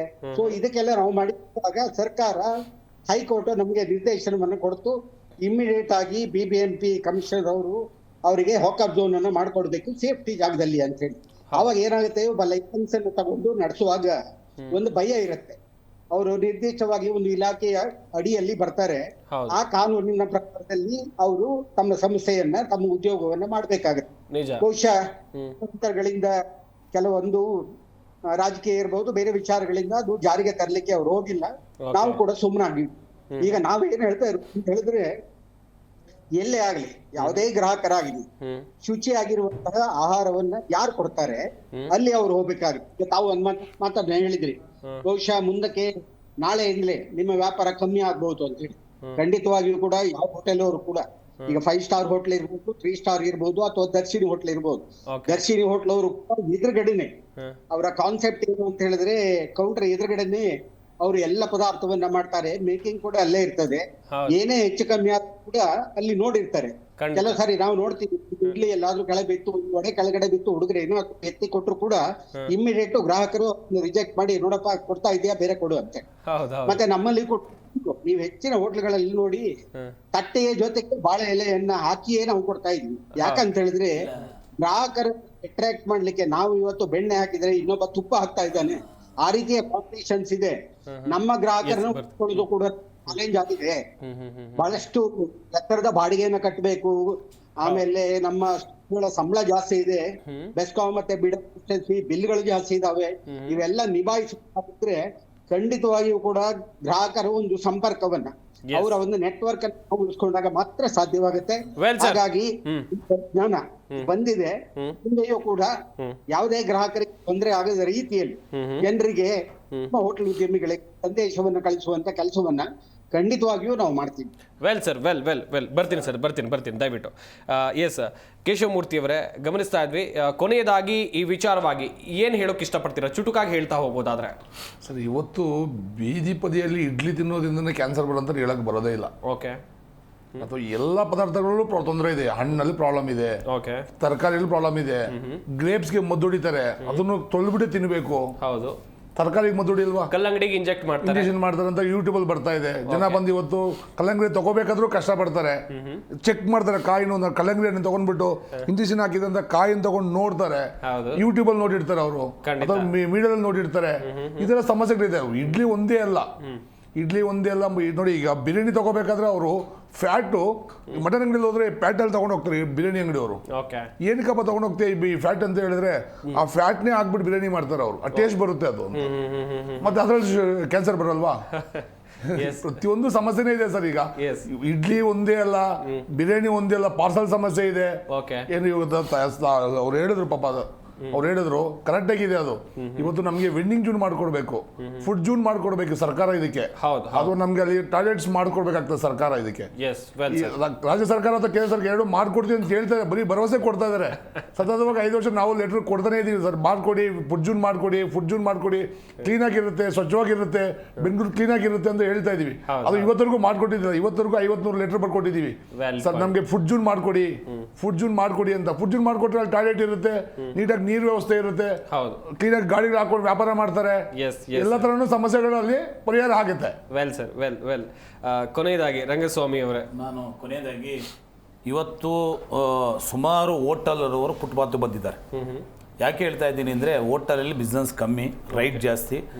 ಅಲ್ಲಿ ಮಾಡ್ಕೊಂಬಂದು ಎಲ್ಲ ಹೊರಗಡೆ ಟೆಂಪೋ ತೊಗೊಂಡು ಫುಟ್ಪಾತ್ಗೆ ಬಂದಿರತಕ್ಕಂಥ ಸತ್ಯ. ಅವ್ರಿಗೆ ಗೊತ್ತಿಲ್ಲ. ನಾನು ಇದೆಲ್ಲ ಇಡೀ ಬೆಂಗಳೂರು ನಗರದಲ್ಲಿ ನಾವು ವಾಚ್ ಮಾಡಿರ್ತಕ್ಕಂಥದ್ದು. ಎರಡನೇದು, ನಮ್ಗೆ ಈಗಾಗಲೇ ಆ್ಯಕ್ಟ್ ಪ್ರಕಾರವಾಗಿ ಟೌನ್ ರೆಂಡಿ ಕಮಿಟಿ ಮುಖಾಂತರವಾಗಿ ವೆಂಡಿಂಗ್ ಜೋನ್ ಮಾಡಬೇಕು, ಯಾವ ರೀತಿ ಮಾಡಬೇಕು ಅನ್ನೋದು ಕಮಿಟಿಲಿ ಫ್ರೆಂಡ್ ಮಾಡ್ತೀವಿ. ಇವಾಗೆಲ್ಲ ಬೆಂಗಳೂರದೇ ಒಂದು ವ್ಯವಸ್ಥಿತವಾಗಿ ಆಫ್ ರೆಡಿ ಮಾಡಿ ಅವ್ರು ಫುಡ್ ಜೋನ್ ಸಪ್ರೇಟು ಫ್ರೆಂಡ್ ಮಾಡೋಕ್ಕೆ ನೆಕ್ಸ್ಟ್ ಅದರಲ್ಲಿ ಫ್ರೆಂಡ್ ಮಾಡ್ತೀವಿ. ಮೂರನೇದು, ಈಗಾಗಲೇ ನಾವು ಸರ್ಕಾರ ಮತ್ತು ಕೇಂದ್ರ ಸರ್ಕಾರ FSS ಸರ್ಟಿಫಿಕೇಟು ಯಾವುದೋ ಟ್ರೈನಿಂಗ್ ಒಬ್ಬರಿಗೆ 3,450 ರೂಪಾಯಿ ಕೊಡುತ್ತೆ. ಒಬ್ಬ ಈ ಆಹಾರ ಪದಾರ್ಥ ತಯಾರು ಮಾಡೋದು ಹೆಂಗೆ ಅಂತೇಳಿ ಸರ್ಕಾರ, ಕೇಂದ್ರ ಮತ್ತು ರಾಜ್ಯ ಸರ್ಕಾರ ತರಬೇತಿಯನ್ನು ಕೊಡ್ತದೆ. ಇನ್ನೊಂದು ಏನಪ್ಪ ಅಂದರೆ, ಇದನ್ನು ನಾವು ಮಾಡಬೇಕಾದ್ರೆ ಗ್ರಾಹಕರು ಎಚ್ಚೆತ್ಕೊಳ್ಬೇಕಾಗತ್ತೆ. ನಾವು ಫುಟ್ಪಾತರಾಗಿರಲಿ, ಹೋಟೆಲರಾಗಿರಲಿ, ಅನೇಕರಾಗಿರಲಿ, ಗ್ರಾಹಕರು ತಿನ್ನಕ್ಕೆ ಮುಂಚೆಲೆ ಅದು ಫಸ್ಟು ನೋಡಿಕೊಂಡು ಫ್ರೆಂಡ್ ಮಾಡಬೇಕಾಗತ್ತೆ. ಅದನ್ನು ಸರ್ಕಾರ ಮತ್ತು ಈಗ ಇದೊಂದು ಅವೇರ್ನೆಸ್ ಮೂಡಿಸಿದಾಗ ಅವಾಗ ಆ ಕ್ಯಾನ್ಸರ್ಗೆ ನಾವು ತಡೆ ಹಿಡಿಬೋದು. ಯಾಕೆಂದರೆ ಇವಾಗ ನಾವು ಜನ ಏನು ಒಂದು ಕುರಿ ಹಳ್ಳಕ್ಕೆ ಬೀಳ್ತದೆ ಅಂದರೆ ಎಲ್ಲ ಕುರಿಗಳು ಹಳ್ಳಕ್ಕೆ ಬೀಳ್ತಾರೆ, ಆ ಥರ ಪರಿಸ್ಥಿತಿ ಆಗಿದೆ. ನಾವು ಹೋಟೆಲ್ ಮಾಲೀಕರಿಗೆ ಒಂದು ಮನೆಗೆ ಇಷ್ಟಪಡ್ತೀನಿ, ದಯಮಾಡಿ ನಿಮ್ಮ ಅಧ್ಯಕ್ಷರುಗಳಿಗೆ ಮತ್ತು ನೀವು ಚಿಕ್ಕ ಹೋಟ್ಲು, ನೀವು ಹೇಳಿದ ದರ್ಶಿನಿ ಹೋಟ್ಲು, ದರ್ಶಿನಿಗಿಂತ ಇನ್ನೂ ಚಿಕ್ಕ ಹೋಟ್ಲ್ ಇರ್ತದೆ, ಫುಲ್ಲು ನೋಡಿ ಪ್ಲಾಸ್ಟಿಕ್ ಯೂಸ್ ಮಾಡ್ತಿದ್ರ. ನಿಮ್ಮ ಕಡೆಯಿಂದ ಹೋಟೆಲ್, ನಾನು ಯಾಕೆ ಹೇಳ್ತಾ ಇದ್ದೀನಿ ಅಂದರೆ, ಇಡೀ ಗಲ್ಲಿಲಿ ಚಿಕ್ಕ ಎಲ್ಲ 30-40 ಒಂದು ಸೈಟ್ ಮಾಡಿಕೊಂಡು ಅದರಲ್ಲಿ ಒಂದು ಮಳಿಗೆ ಥರ ಮಾಡ್ಕೊಂಡಿರ್ತಾರೆ. ಅಲ್ಲಿ ಫಸ್ಟು ಎಲ್ಲ ಕಡೆಯಲ್ಲೂ ಹೋಗಿ ಅಬ್ಸರ್ವ್ ಮಾಡಲಿ ಹೋಟೆಲ್. ನಾನು ಬೇಕಾದ್ರೆ ನಾನು ನಿಮ್ಮ ವಾಹಿನಿ ಮುಖಾಂತರ ನಿಮ್ಮನ್ನೇ ಕರ್ಕೊಂಡು ನಾನು ತೋರಿಸ್ತೇನೆ. ಫುಲ್ ಕಂಪ್ಲೀಟ್ ಅಂಥ ಹೋಟ್ಲುಗಳಿದೆ, ಇವತ್ತು ಪ್ಲಾಸ್ಟಿಕ್ ಯೂಸ್ ಮಾಡ್ತಾ ಇದ್ದಾರೆ. ಇದನ್ನು ಹೋಟ್ಲು ಸಂಘದವರ ವತಿಯಿಂದ ಸಂಪೂರ್ಣವಾಗಿ ಅವರ ಕಡೆಯಿಂದ ಸರ್ಕಾರಕ್ಕೆ ಮತ್ತು BBMPಗೆ ಮನವಿ ಕೊಡಬೇಕಾಗತ್ತೆ. ಈಗಾಗಲೇ ನಾವು ಬೆಂಗಳೂರು ನಗರದಾಗಲಿ, ಇಡೀ ರಾಜ್ಯದ ಮಟ್ಟದಾಗಲಿ ಬೀದಿ ಬದಿ ವ್ಯಾಪಾರಿಗಳಿಗೆ ಎಲ್ಲಿ ಪ್ಲಾಸ್ಟಿಕ್ ಯೂಸ್ ಮಾಡ್ತಾರೆ ಫೆನಿಟಿ ಹಾಕಿ ಅಂತ ನಾವೇ ಡೈರೆಕ್ಷನ್ ಕೊಟ್ಟಿದ್ದೀವಿ. ಮತ್ತು ಇನ್ನೊಂದು ಏನಪ್ಪಾ ಅಂದ್ರೆ, ಈ ನಿಮ್ಮ ವಾಹಿನಿ ಮುಖಾಂತರವಾಗಿ ಇಡೀ ರಾಜ್ಯದಂತ 4,80,000 ಜನ ಬೀದಿ ಬದಿ ವ್ಯಾಪಾರಿಗಳಿದ್ದಾರೆ. ಫುಡ್ ನಲ್ಲಿ ಈಗಾಗಲೇ ಬೆಂಗಳೂರು ನಗರ 10,000 ಜನ ಇದ್ದಾರೆ. ಇವಾಗ ಪ್ರತಿಯೊಬ್ಬರು ಯಾವುದೇ ಕಾರಣಕ್ಕೂ ಪ್ಲಾಸ್ಟಿಕ್ ಅನ್ನ ಯೂಸ್ ಮಾಡಬೇಡಿ, ಕೆಮಿಕಲ್ ಅನ್ನು ಯೂಸ್ ಮಾಡಬೇಡಿ, ಸ್ವಚ್ಛತಾ ಆಹಾರ ಕೊಡಿ. ಗ್ರಾಹಕರಿಗೆ 1 ರೂಪಾಯಿ ಕಮ್ಮಿ ಆದ್ರೂ ಪರವಾಗಿಲ್ಲ, ಗ್ರಾಹಕರಿಗೆ ಕೊಡಿ ಅಂತೇಳಿ ನಿಮ್ಮ ವಾಹಿನಿ ಮುಖಾಂತರವಾಗಿ ನಾನು ಹೇಳಕ್ಕೆ ಇಷ್ಟಪಡ್ತೀನಿ ಸರ್. ಎಸ್ ಶರತ್ ಸರ್, ಕೊನೆಯದಾಗಿ ಇತ್ತ ಬೆಂಗಳೂರನ್ನ ಗಮನಿಸ್ತಾ ಹೋಗೋದಾದ್ರೆ, ರಿಪೋರ್ಟ್ಗಳ ಪ್ರಕಾರ ಬೆಂಗಳೂರಿನಲ್ಲಿ ಅತಿ ಹೆಚ್ಚು ಕ್ಯಾನ್ಸರ್ ರೋಗಿಗಳಿದ್ದಾರೆ ಎನ್ನುವಂತ ಆತಂಕಕಾರಿ ವಿಚಾರ. ಅದರ ನಡುವೆ ಈಗ ಬರ್ತಾ ಇರುವಂತ ಹೊಸ ವರದಿಗಳು, ಚುಟುಕಾಗಿ ಹೇಳ್ತಾ ಹೋಗೋದಾದ್ರೆ ಸರ್. ಹೌದು ಸಂಪತ್ ಸರ್, ನಿಮ್ಮ ಮೂಲಕ ಮತ್ತೆ ಜಿ ಕನ್ನಡ ನ್ಯೂಸ್ ವಾಹಿನಿ ಮೂಲಕ ಹೇಳೋದು ಏನಪ್ಪಾ ಅಂತ ಹೇಳಿದ್ರೆ, ಗ್ರಾಹಕರೇ ಎಚ್ಚೆತ್ಕೊಳ್ಬೇಕು. ಸೊ ಆದಷ್ಟು ಅವರು ಈ ರೀತಿಯಾದಂತಹ ಒಂದು ಪ್ಲಾಸ್ಟಿಕ್ಗೆ ಬಲೆ ಆಗದೇನೆ ಅವರ ಮನೆಯಲ್ಲಿ ಇರಲಿ ಅಥವಾ ಯಾರು ಬೀದಿ ಬದಿ ವ್ಯಾಪಾರಿ ಇದ್ದಾರೆ ಅಥವಾ ಯಾವ ಹೋಟೆಲಲ್ಲೂ ಕೂಡ ಈ ರೀತಿ ಆಗ್ತಾ ಇದೆ ಅಂತ ನೋಡ್ತಾ ನಾವು ಎಲ್ಲೆಲ್ಲಿ ಆಗ್ತಾ ಇದೆ ಆದಷ್ಟು ಕಡಿಮೆ ಮಾಡ್ಲಿಕ್ಕೆ ಶುರು ಮಾಡ್ಬೇಕು. ಅದರಿಂದ ನಮ್ಮ ಪರಿಸರಕ್ಕೂ ಕೂಡ ಒಳ್ಳೇದಾಗುತ್ತೆ. ಪ್ಲಸ್ ಸರ್ಕಾರಕ್ಕೆ ಅವ್ರು ಹೇಳಿದಂಗೆ ಫುಡ್ ಝೋನ್ಸ್ ಗಳನ್ನ ಮಾಡಿ ಎಲ್ರಿಗೂ ಒಂದು ನೀಟಾಗಿ ಇದು ಮಾಡಿ ಕೊಟ್ರೆ ಆ ಫುಟ್ಪಾತ್ ಗಳು ಚೆನ್ನಾಗಿ ಕಾಣುತ್ತೆ, ಫುಡ್ ಝೋನ್ಸ್ ಗಳು ಚೆನ್ನಾಗಿ ಕಾಣುತ್ತೆ, ಹೆಲ್ತ್ ಕೂಡ ಚೆನ್ನಾಗಿರುತ್ತೆ. ಪ್ಲಸ್ ಜನರು ಎಲ್ಲೆಲ್ಲಿ ಈ ರೀತಿಯಾದಂತ ಮುಂಚೆ ಆಲ್ರೆಡಿ ನೀವು ತುಂಬಾ ತಿನ್ಬಿಟ್ಟಿದ್ದೇನೆ ಸರ್, ಆಲ್ರೆಡಿ ತೊಂದರೆ ಇದೆ ಅಂತ ಹೇಳೋರು ಖಂಡಿತವಾಗ್ಲೂ ಇವ್ಯಾಲ್ಯೂಯೇಷನ್ ಮಾಡ್ತಾ ಇವಿ. ಯಾವತ್ತೇ ಈ ರೀತಿಯಾದಂತ ಫುಡ್ ಅನ್ನ ತಿಂದಿದ್ದೀರಾ ಅಂತ ಹೇಳಿದ್ರೆ ಅದಾದ ತಕ್ಷಣ ಮನೆಯಲ್ಲೇ ಒಂದು ಗ್ಲಾಸ್ ಮಜ್ಜಿಗೆನ ಮಾಡ್ಬಿಟ್ಟು ನೀವು ಕುಡಿದ್ರಿ ಅಂತ ಹೇಳಿದ್ರೆ ಇದರಿಂದ ಆಗುವಂತ ಅಡ್ಡ ಪರಿಣಾಮಗಳು ಸ್ವಲ್ಪ ಕಡಿಮೆ ಆಗುವಂತ ಸಾಧ್ಯತೆಗಳಿರುತ್ತೆ. ಸೊ ಅದನ್ನು ಕೂಡ ನೀವು ಮಾಡೋದು ಉತ್ತಮ. ಸರ್, ಸಾಕಷ್ಟು ವಿಚಾರಗಳ ಕುರಿತು ಮಾಹಿತಿಯನ್ನು ಕೊಟ್ರಿ. ಇತ್ತ ಜನರಿಗೆ ಏನ್ ಹೇಳ್ತೀರಾ ಸರ್? ಸಾಕಷ್ಟು ಜನ ಈಗ ಮನೆ ಅಡಿಗೆಯನ್ನ ಬಿಟ್ಟು ಹೋಟೆಲ್ಗಳ ಕಡೆ ಹೋಗ್ತಾ ಇದಾರೆ, ಅಂತವ್ರಿಗೆ ಏನ್ ಹೇಳ್ತೀರಾ ಸರ್ ಚುಟುಕಾಗಿ? ಸೊ ಇದು ತುಂಬಾ ಒಂದು ಜಾಸ್ತಿ ಪ್ರಚಲಿತವಾಗ್ತಿರುವಂತಹ ಒಂದು ಸಮಸ್ಯೆ. ಆಕ್ಚುಲಿ ನಾನು ಸಮಸ್ಯೆ ಅಂತಾನೆ ಹೇಳ್ತೇನೆ ಇದಕ್ಕೆ. ಸೊ ಯಾಕೆ ಈ ರೀತಿ ಆಗ್ತಿದೆ ಅಂತ ಹೇಳಿದ್ರೆ, ಜನರು ತಮ್ಮ ಆರೋಗ್ಯಕ್ಕೆ ಪ್ರಯಾರಿಟಿನ ಕೊಡೋದು ಬಿಟ್ಟು ಕೆಲಸಕ್ಕೆ ಕೊಡ್ತಾ ಇದ್ದಾರೆ. ನಾನು ಕೊಡ್ಬೇಡಿ ಅಂತ ಹೇಳ್ತಿಲ್ಲ, ಅಲ್ಲಿ ಅದಿದ್ರೇನೆ ಆರೋಗ್ಯ, ಇಲ್ಲ ಅಂತಲ್ಲ. ಆದ್ರೆ ಅಟ್ಲೀಸ್ಟ್ ಈಕ್ವಲ್ ಆಗಿ ಕೊಡ್ಲಿಕ್ಕೆ ಶುರು ಮಾಡಿ, ಆರೋಗ್ಯಕ್ಕೆ ಪ್ರಯಾರಿಟಿ ಕೂಡ ನಿಮ್ ವರ್ಕಿಗೆ ಎಷ್ಟು ಕೊಡ್ತೀರಾ ಅಷ್ಟು ಕೊಟ್ರಿ ಅಂತ ಹೇಳಿದ್ರೆ, ಅದೇ ರೀತಿ ಅವರ ದೊಡ್ಡ ದೊಡ್ಡ ಏನು ಪೊಸಿಷನ್ಸ್ ಅಲ್ಲಿ ಇರ್ತಾರೆ, ಸಿಇಒ ಇರ್ಬೋದು ಅಥವಾ ಮ್ಯಾನೇಜರ್ಸ್ ಇರ್ಬೋದು, ಅವರು ಕೂಡ ಇದನ್ನ ಫಾಲೋ ಮಾಡಿ ಅವರವರ ಎಂಪ್ಲಾಯೀಸಿಗೂ ಕೂಡ ಅವ್ರಿಗೆ ಹೇಳುವಂತ ಒಂದು ಟಾಸ್ಕ್ ಅನ್ನ ಮಾಡುವಂತದ್ದು ತುಂಬಾ ಉತ್ತಮ. ಯಾಕಂದ್ರೆ ಆರೋಗ್ಯಕ್ಕೆ ಪ್ರಯಾರಿಟಿ ಕೊಡದೇನೆ ನಾವು ವರ್ಕಿಗೆ ಪ್ರಯಾರಿಟಿ ಕೊಡ್ತಾ ಹೋದ್ವಿ ಅಂತ ಹೇಳಿದ್ರೆ ಎಲ್ಲೂ ಕೂಡ ಎಂಡ್ ಆಗಲ್ಲ. ಇದು ಮುಂದೆ ಹೋಗ್ಬಿಟ್ಟು ಡಿಸಾಸ್ಟರ್ ಆಗುವಂತದ್ದು, ಮುಂದೆ ಹೋಗ್ಬಿಟ್ಟು ಎಂಡ್ ಆಗುವಂತದ್ದು, ಇದು ತುಂಬಾ ತೊಂದರೆ ಆಗುವಂತದ್ದು. ಆರೋಗ್ಯಕ್ಕೆ ನಾವು ಪ್ರಯಾರಿಟಿ ಕೊಡೋದು ತುಂಬಾ ಉತ್ತಮ.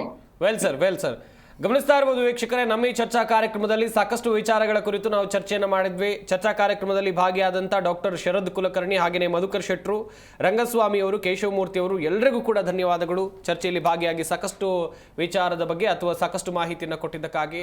ವೀಕ್ಷಕರೇ, ಒಂದ್ ಕಡೆಯಲ್ಲಿ ಹೋಟೆಲ್ನಲ್ಲಿ ತಯಾರಿಕೆ ಮಾಡುವಂಥ ಇಡ್ಲಿಗಳಲ್ಲಿ ಕ್ಯಾನ್ಸರ್ ಕಾರಕ ಅಂಶಗಳು ಪತ್ತೆಯಾಗಿವೆ ಅನ್ನುವಂಥದ್ದಾಗಿ ವರದಿಗಳು ಹೇಳ್ತಾ ಇವೆ.